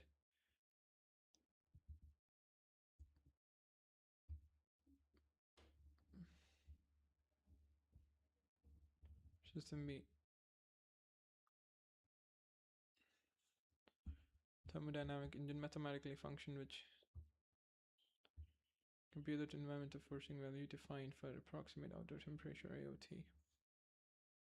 Outdoor temperature, yeah, so solar radiation. Balanced 0.5 solar index.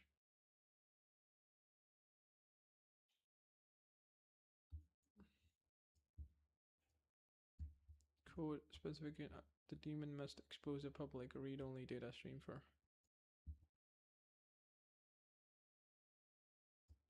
raw outdoor temperature, calculate AOT, latent heat load.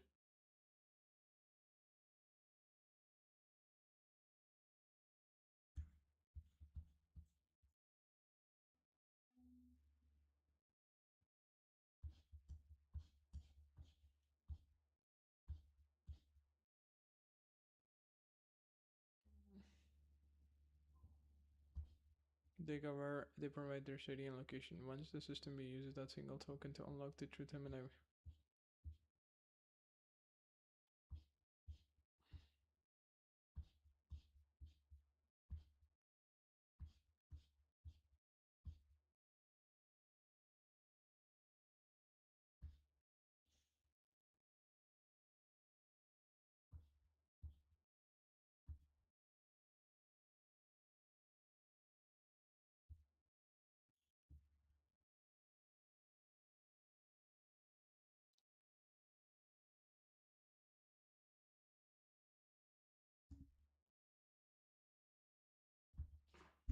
Yeah, but I mean, in the design of in the design that you had about the system B, like what I think is like yeah, have you provide enough context for the AI to actually generate it? Because I think you didn't actually mention any of the calculations that you did by yourself into the prompt. So would it be able to do those calculations by itself without you even adding them in the prompt? Like especially the mathematical equation that you created, shouldn't you add those things too into the prompt?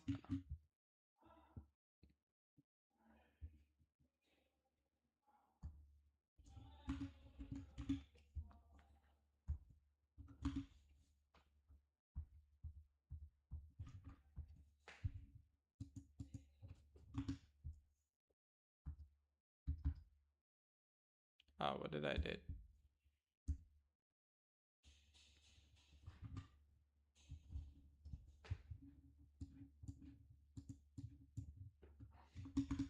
Yeah, so now we can.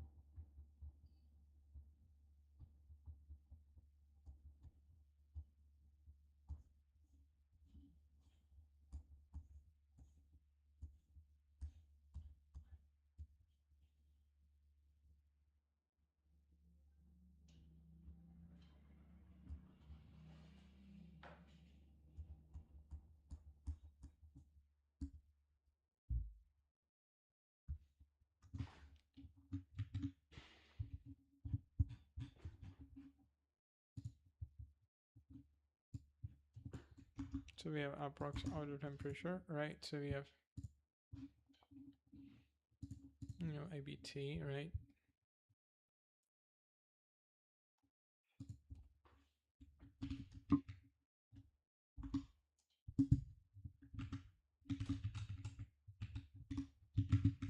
Body temperature.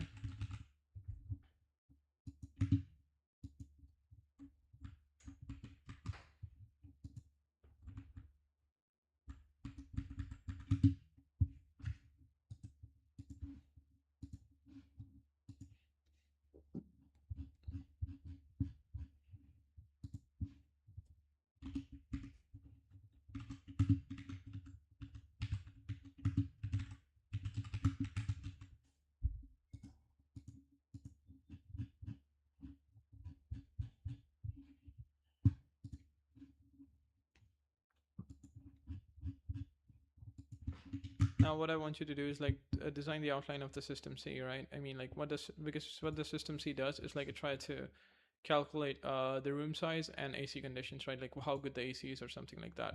So yeah. But I think like yeah, I mean like these are multiple systems. So we have system A, system B, like yeah, but so we have system A, B, and C, but I think we need system D, which is like it connects to the AC, like a system which pulls the API or something from the local AC and gets connected to it. That's another like, you know, a system you have to create the connectivity part where it gets connected, right? So first of all, the AMP takes inputs, right? And then it gets connected with the AC, and then I need to actually try a local AC connector or something, like how they are actually advertised on online. I don't know. Like, let me just check them on Play Store. And then how do you actually constantly check an app on, like, yeah, I need to create a setup too. I think this will take about a 1 week to build the entire thing. Yeah, man. Play Store. We need an, like, AC remote. I think this is what they call AC remote control. Yeah, you have like Univest. 10 million plus downloads. Oh my god, universal AC remote control, mini remote control. Do we have Univest stock? Oh no, it's stock. Yeah, universal, that was do we have like 10 million. See details. Green duck and consume carrier. User choice, wind speed, wind swing mode. Panasonic and Dane. Support all TV brands. Cool mode.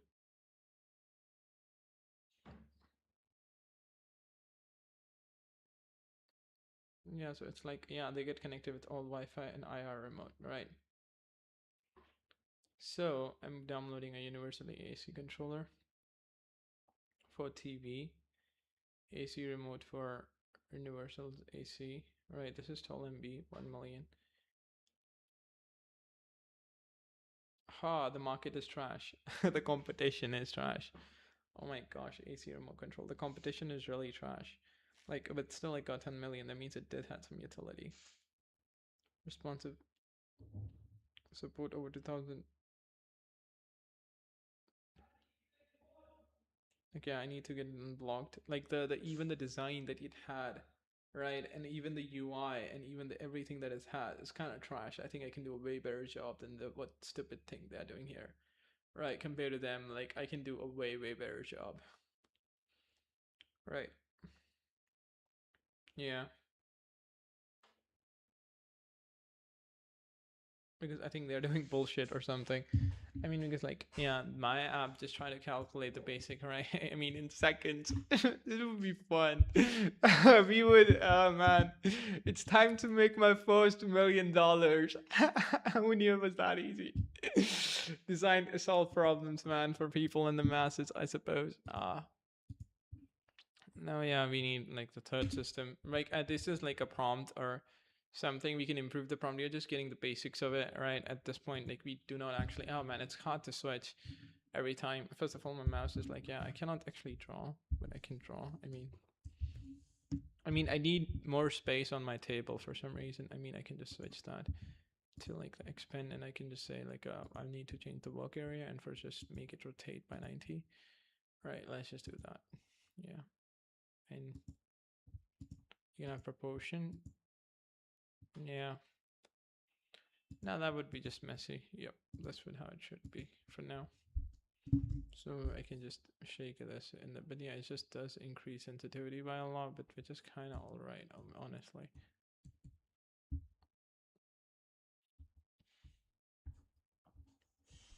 Yeah, the final piece of automata, the container and the T calculates the environmental stress vector AOT, right? We have AOT, like, yeah. Attack on Titan, right? So we have that too. Domain length and night AC rabbit, like tons example. We use this maximum to my heat extraction rate. So metric cleanness, clean, dirty.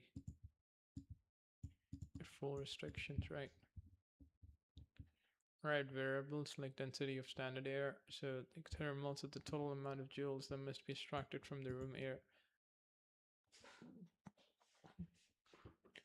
Efficiency, brand new AC compressors operating 100% of their rated capacity. System C applies. Nature roughly 2 to 5% efficiency per year, dropped by additional. Dropped by an additional 10% of the user flex. The core calculation logic pipeline. The system C executes a continuous balance equation to determine. System B integrates egress watts. System B calculates effective cooling power.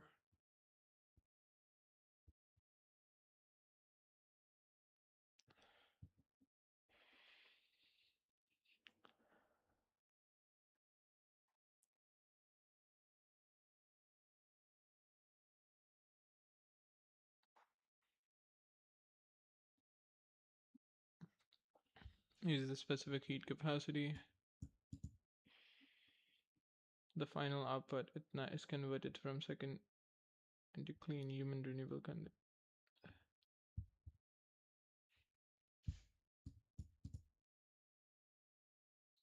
AC health.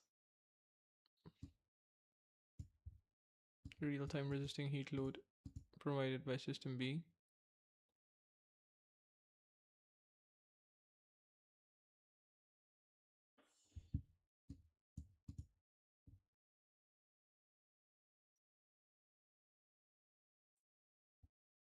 No, I don't want system C to do all that. What I want is like I want system C to just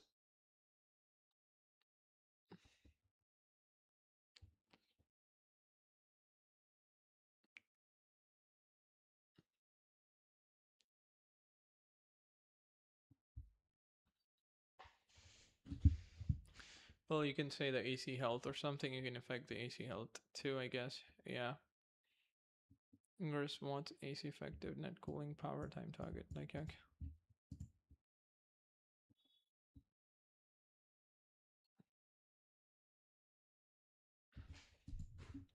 No, I don't want system C to do much. I just only wanted to calculate room dimensions, you know, how much, you know, air is there, and like, yeah, and how much, like, yeah, and I wanted like AC rated capacity, like, yeah, so as soon as it connects with an AC, it tries to pull information about that AC and what its characteristics are and its power. So as soon as it's connected with Wi-Fi, right? Because I think, and then like AC health metrics, so like how, like the health you actually mentioned, so you can mention like the health of your AC if it's old, new, and like how old it is or something. Specific things like that, and over time, as long as you actually upload information, it constantly updates like AC health or something, and it kind of like flags that you need to clean your AC, and if you do not clean, you need to press yes or no when you clean the AC or not, so it can keep track if the cover. So over time, it kind of like keeps tracks of that and constantly changes and updates that. So it's like, yeah, in 3 months, like there's a lot of dirt that get attached to the cover or filler through which the air passes in the AC or something. So yeah, it does all that, but it never calculates that. Like the main thing is like it tries to find out like space to drop to biological comfort zone computed by system. Like it doesn't do the another things that you're saying. It has its own job, right? The interconnection between system A, B, and C would come later, right? Yeah. Who would know that if I could?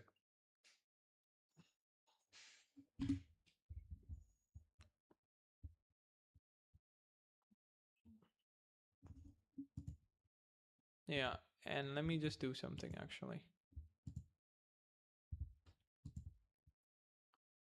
I don't build mobile apps using a to write good mobile apps.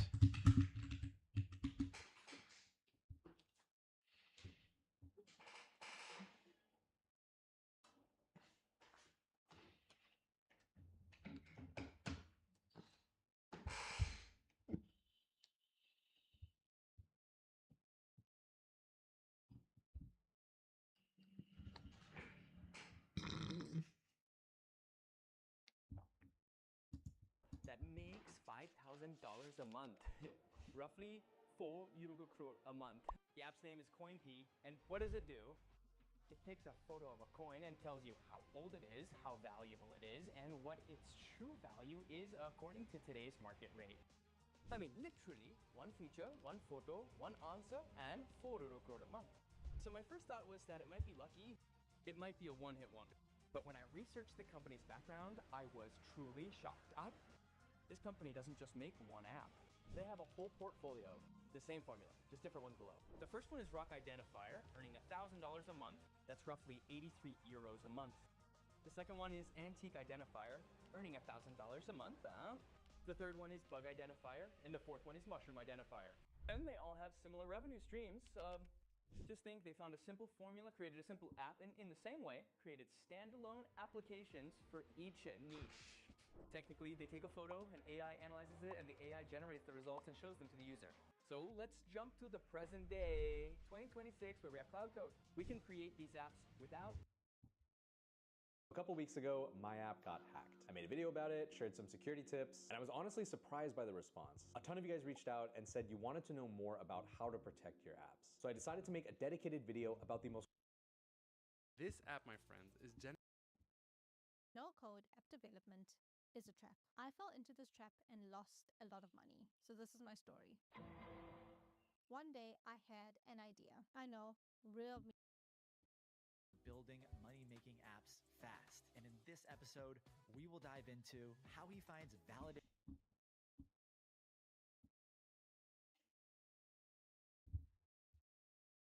Duolingo, Revolut, and Phantom all blew up. And it's the same hidden edge I found designing for startups and tech giants alike for the last decade. It's called emotional design, the art of making products feel engaging, personal, and alive. And in this video, I'll show you how to use it to build apps.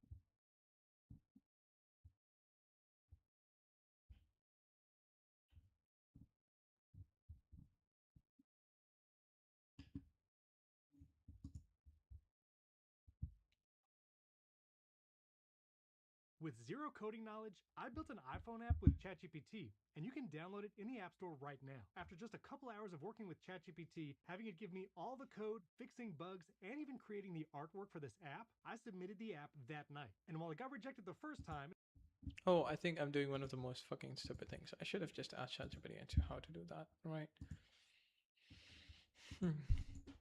ChatGPT, how do I connect my phone to my, like, you know, I want to design an app, so I just want to look at the phone interface of it, right? How would, like, design an app for, like, yeah, you can look at the website at the local host, right, when you're designing a website, but how do you do that when you are designing a phone application, right? Because I am using a laptop and a computer to design a phone application, so I want to know that.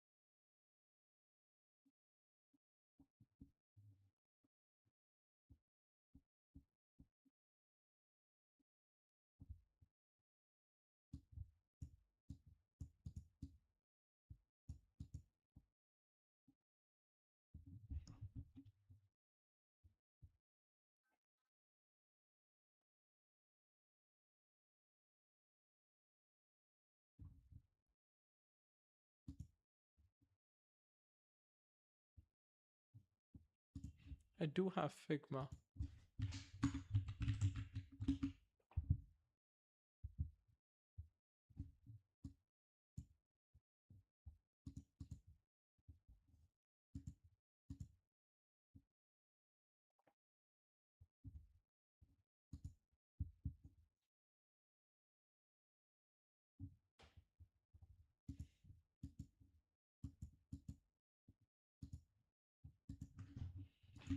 But I would be vibe coding the app, so tell me what I need.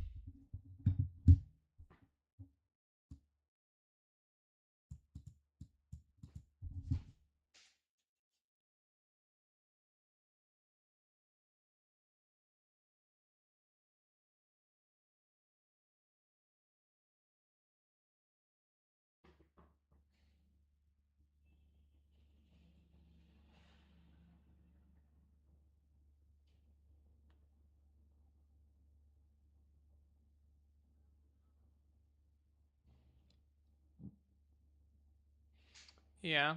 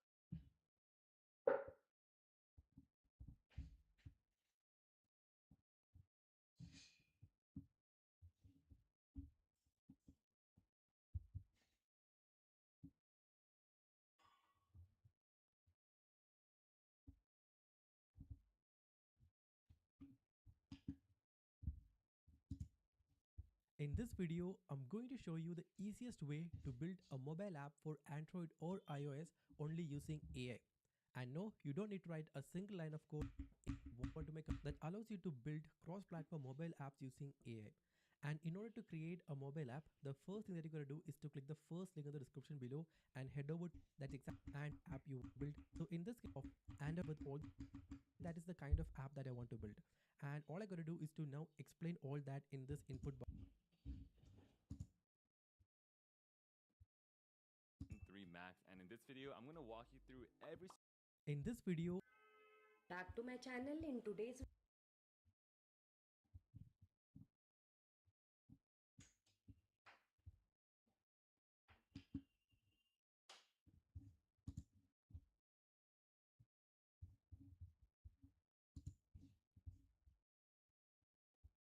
time, and we'll get into that. ChatGPT 5, can it write an iPhone app in Swift code? I want it to be in Swift and using all the latest hits or whatever. Again, not a developer, so I don't know all the terms, but the whole idea for the app is right here. Make an app that finds coffee places in a 10-mile radius of a user's current location, or give the option to enter a zip code. Then show those places on a map, and once chosen, open directions to that cafe. After that simple prompt, ChatGPT gave me all the code I needed to put into Xcode and create an app. Now, it told me where to put the code in and what files, but I don't use Xcode, I don't know it, so I actually asked it to just give me the file so I can download that and import it into Xcode if that's something that can be done, and it gave me a zip file that I was able to download, import it to Xcode, and I was almost done. But Coffee Finder. The express purpose is to find coffee shops near you. It will ask to use your small changes to the app, but here's what it does. It's a super simple app, it's really just a proof of concept, but I call it Coffee Finder. The express purpose is to find coffee shops near you. It will ask to use your current location on launch, and if you give it access, just tap search, and it's just going to show you coffee places near you. That's it. If you don't want to give it location access, you can just toggle use zip code, type in any zip code you want, this works in other countries as well, and you'll get coffee places near that zip code. Tap on a coffee place's name, either on the map or in the list, and you can just quickly open directions. I don't need a really high quality to that coffee place. That's it. That's it. That's the whole app. I know it's not super complicated, it's very bare bones, but I was able to make it. Well, ChatGPT made it. And I'll put a direct link in the video description, but you can just search for Coffee Finder and you'll find it right away. Also, the entire description and features, this was also all written by ChatGPT. We'll get to that in a second. Now, even after ChatGPT gave me the zip file and told me what to do, not having using Xcode, I asked it to walk me through step by step. Using the chat code, during the process, I had to ask it what it meant by like targets and projects. Again, didn't know how to do any of this stuff. Now, whenever I didn't know how to do something in Xcode, I would literally just take a screenshot. Times I've tried ChatGPT and as fast as possible, so I skipped that feature. Now, there were two changes I did ask ChatGPT to make to the app after it gave me that initial code. One, you can see here I said that was a problem, and it gave me the code to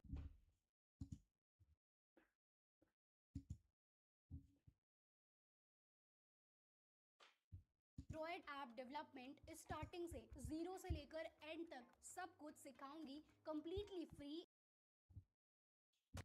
इस course में मैं आपको guys देखो, इसे कहते हैं AI coding agent. मेरे behalf पे सिर्फ प्रॉम्प्ट दिया है मैंने, मुझे कोडिंग नहीं आती है।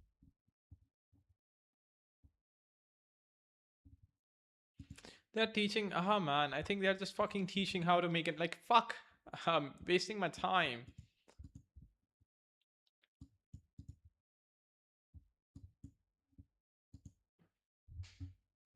It's the same Wi-Fi, but I'm using my phone's Wi-Fi. What do you fucking expect me to do, huh?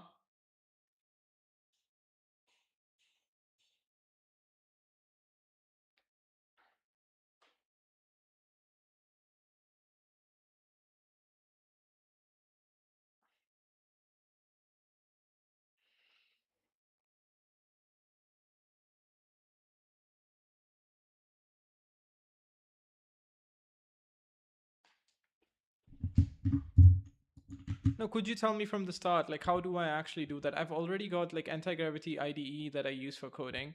I've already got all the basic setup done. Like, I've already got Node.js, Git, and AI Assist and all the things on my. I just need you to tell me how to connect the phone. That's all.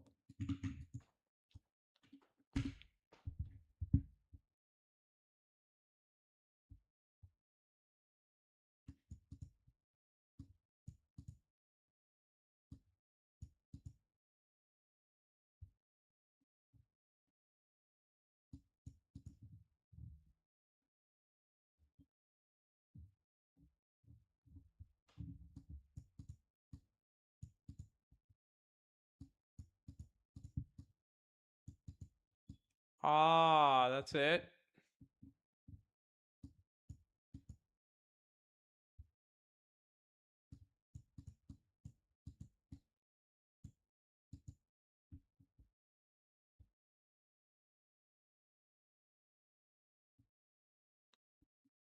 Okay, I see. I can actually connect that, but I still haven't just created a basic design at all. So yeah. Like, I haven't even started the basic, like, I've got the project file, which is like a autonomous room temperature controller, but I haven't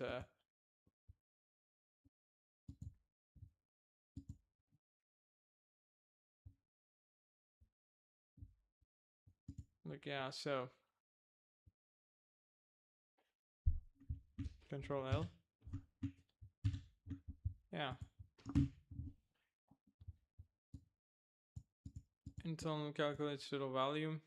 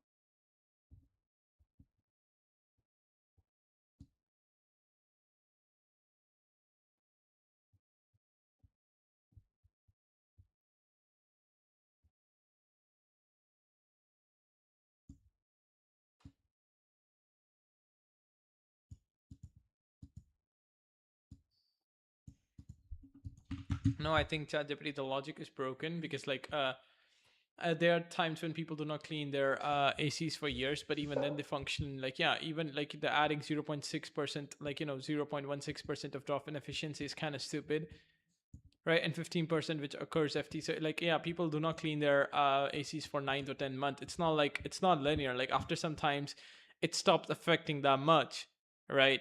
So yeah, we cannot calculate just how much the output is getting affected that easily. Depends on the area and condition. So we won't be calculating that. Yeah, let's remove that part actually, in fact.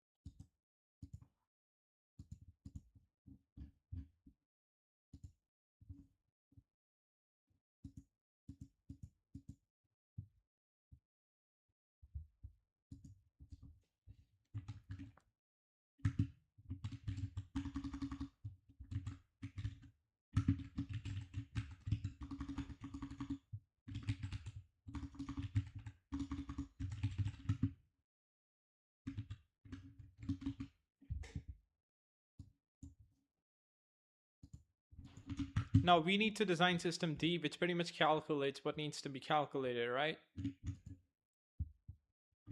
Like how do you calculate from the ideal body temperature, from the conditions of the room, and from the conditions of the environment, exactly what kind of, like, yeah, the systems try to predict, right, what kind of ideal room temperature we should have.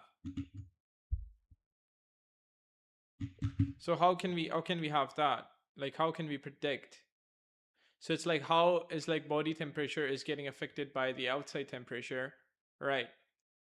And how AC is affecting the room temperature, right? So how do you have that calculation? I don't get it. Like, yeah.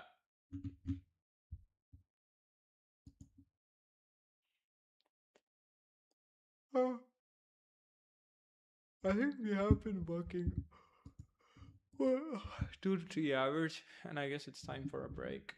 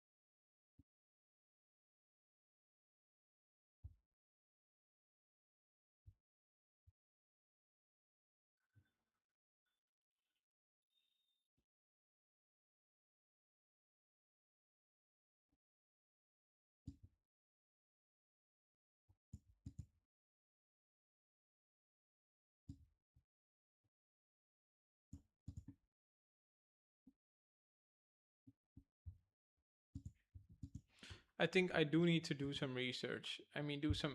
Yeah. How do my body temperature maintains its body temperature?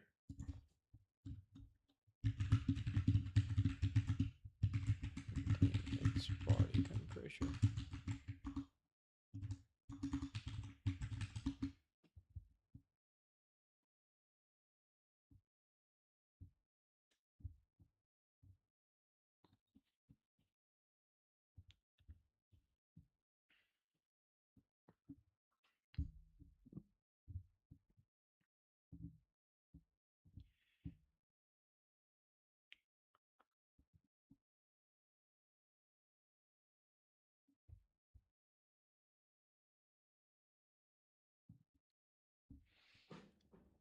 I'm feeling really, really hungry.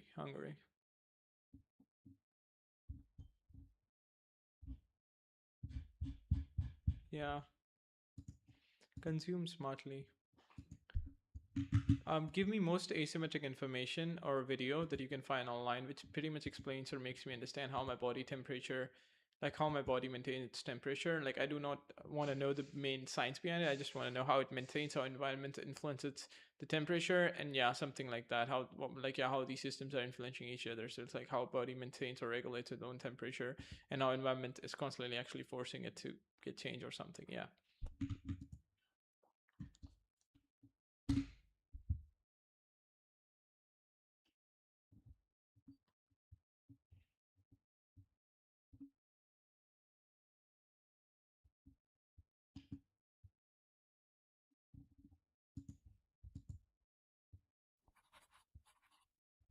It's kind of short.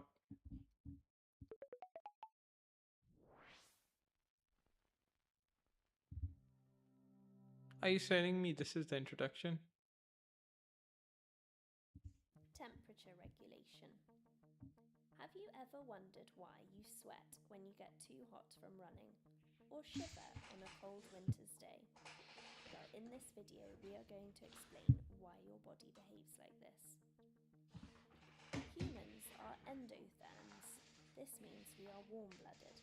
We keep our body operating at 37 degrees Celsius, regardless of the external conditions. However, this is a real challenge as our environment changes all the time depending on the weather, our clothes, if we are inside by the fire or outside having a snowball fight. So how does this work? Well, it's quite similar to the heating system in a house. In a house is a thermostat that measures the temperature. If the house gets cold, the thermostat will tell the radiators to turn on and heat it up. If it's too hot, they will be told to switch off. Simple. Your body works in just the same way. Here in your brain is a special area called the hypothalamus. It measures the temperature of the blood flowing through it and also collects information from temperature sensors around the body. It then decides if the temperature is too hot or too cold and will try and bring it back to 37 degrees Celsius. If you are too hot, the hypothalamus can then send signals out to the body via the nervous system that can cause various effects. It can send a signal to your skin and cause sweat glands to secrete the sweat onto the surface of the skin.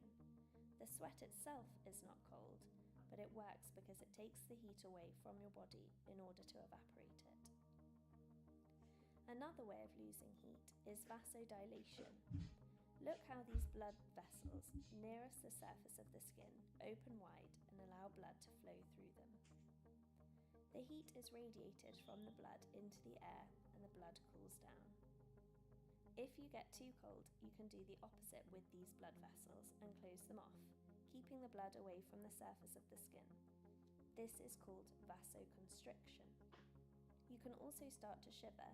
This is when your muscles contract in order to make heat. Another effect you may have noticed when you are cold are goose pimples. If you look more closely at goose pimples, what you realise is that each of the little bumps has a hair sticking out of it. These hairs are stood up on end to trap a layer of air around the skin. Air is a fantastic insulator of heat, and this will keep you nice and cozy. Did you know that when you pluck a goose, it leaves these little bumps, and that is where the term comes from?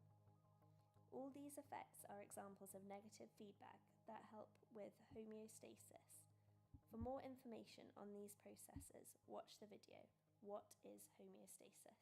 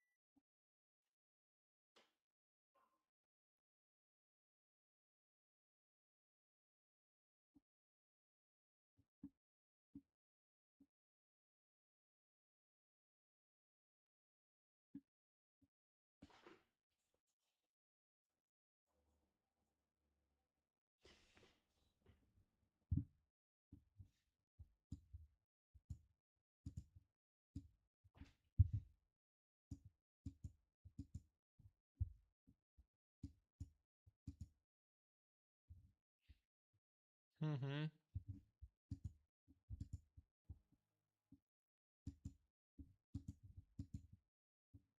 Hmm.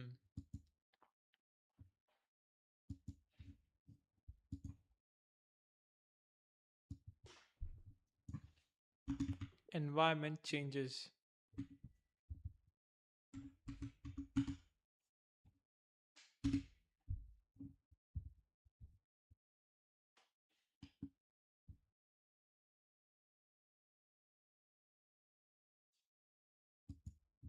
All structures in the body function together to maintain homeostasis, a process by which the body maintains its internal environment in response to the external environment.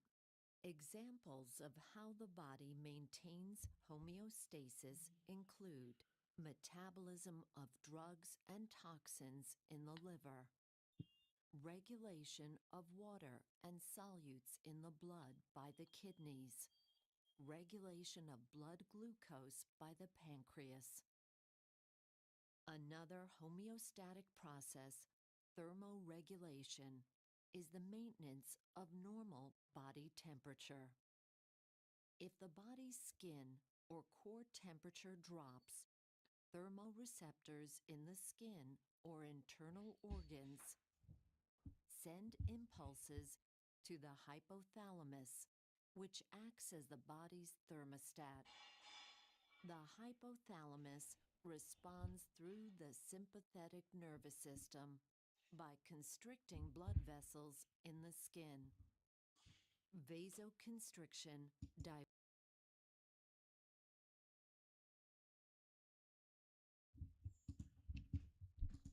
Okay, if our core body temperature is somewhere about 37 and we need to maintain that, why do I need an AC which cools the room at 28 28-degree Celsius or something, or 27, to feel that everything is all right, huh?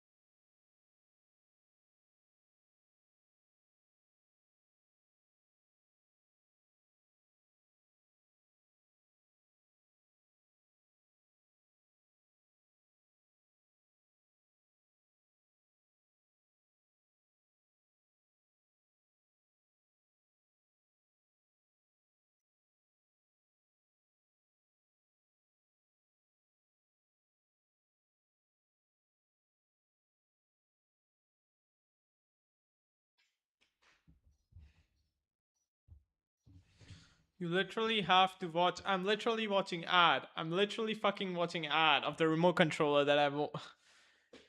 Fuck. Is that how you design a software? Fuck. I mean, I guess they had to on.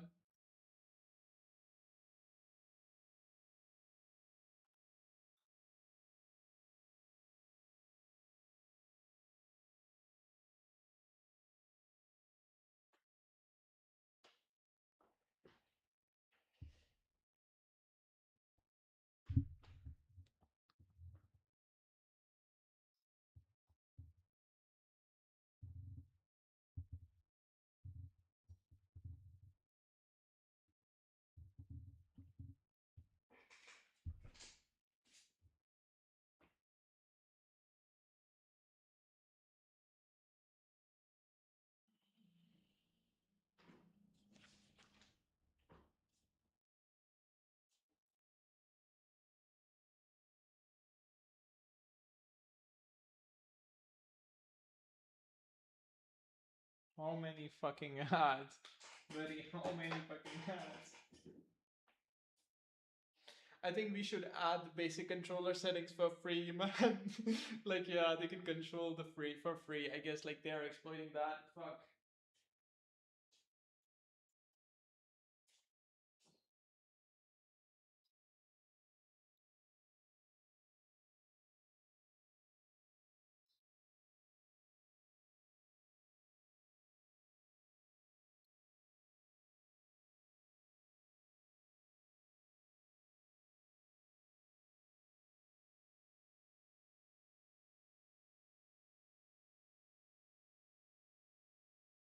I'm literally like, look at the ads it's fucking showing me. Like, look at the ads.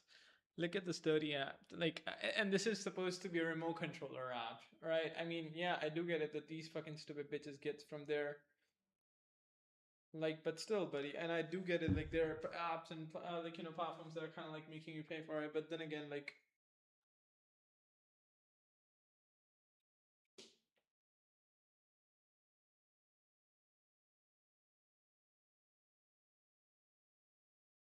no, it's not working at all. It's not working.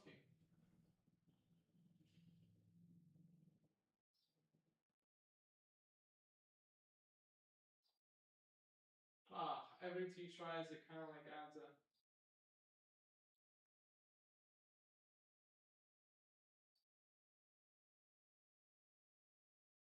Like each time I try, like there's 9 outputs. Each output you try to test, and it turns out for each fucking output you need to watch a fucking ad every fucking single time. And here, like, fuck this app. It's kind of trash. Honestly, it's kind of trash. I think we can do a way better job in this industry without ads. So it would become very easy for the people. I mean, we can also have a screenshot version where all they have to do is take a pic of their AC and it automatically connects rather than manually have to switch. Right, we can update through that, I guess, analysis, and then we can have a database about hundreds of thousands of different AC companies are available online, as long as they are not like cheap ones or cheap AC. I mean, as long as our customers are premium, they would have no problem with the software or something. Yeah, we can definitely do that. Yeah.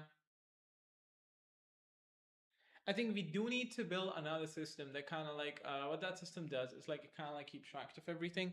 Now I get it. Like with these kind of systems, complexity kind of explodes because we do need to calculate the basic idle temperature. But how about building that first? How about we try to build a first basic remote controller, right?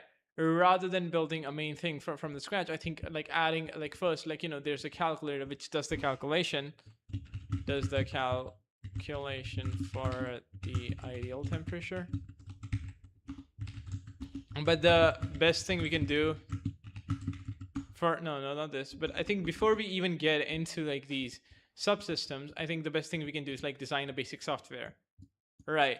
So we need like a base. We need base. So what would be the base? The base would be like this remote controller app, and then we can oh yeah, and then we can like upload the remote controller app online and kind of like get it started and get it like you know, working, I suppose.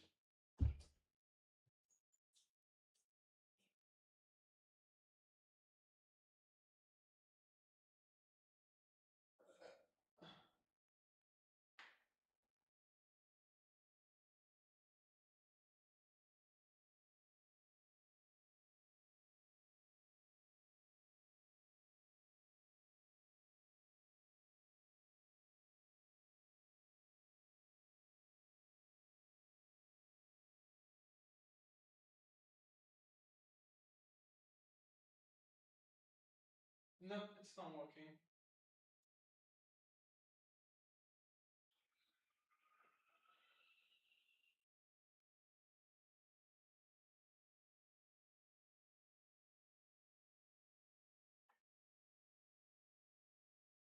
It's so fucking trash. Like, it's this AC remote platform. It's just so fucking trash. Aha, I don't even want to get work with it or something. Like, I would just not use it even as inspiration or something. Like, the UI could be 10 times better. the ad should be removed. Like, how can someone can design something so trash like this, right? I mean, in the age of vibe coding or something, like the interface, like everything that comes out. I mean, like, yeah, how can someone can design something so trash? I mean, we do need a good interface, right? One that is simplistic. And I think one of the best interface are from this habit blocker, from this like a app blocker that I recently had. So I think that is like, yeah. So we do need a good interface, but let's design the basic ones. Let's design the basics one. Basic software, basics. So what it does, like, it pretty much gets connected with all of the, like, yeah, so like, let's design the basic app first, right, using IDE. So this doesn't include any of the system that we kind of like try to use and measure and do some fucking things, right? Yeah, like calculator system. It doesn't actually include any of that. What it pretty much includes is just only the basic interface and stuff like that. And I'm really, really feeling hungry, and I think this is good for today. We've already streaming for 3 and 50 hours, and I do bet if we just take our something, we have been actively streaming for about 3 hours, right? Like, I suppose, let me just check that on here. We have actively AFK. I just need to check AFK timing. All right, so since AFK, we AFK'd about 23 minutes here, and then we AFK'd about, okay, not you, go. And then we AFK'd, no, you, AFK, OB, no. And then we AFK'd before 12. Somewhere about 19 minutes, 40 minutes. So that's about a hour, right? And then 1 hour, 20 minutes, right? We have 1 hour, 30 minutes, right? If you kind of like take the max and approximation, and then we AFK'd here, but we didn't actually just consider that because we left the cycle. So 1 hour 30, if you remove 1 hour 30 minutes, that's kind of like oh, okay, it's 2 hours in 30 minutes or something, right?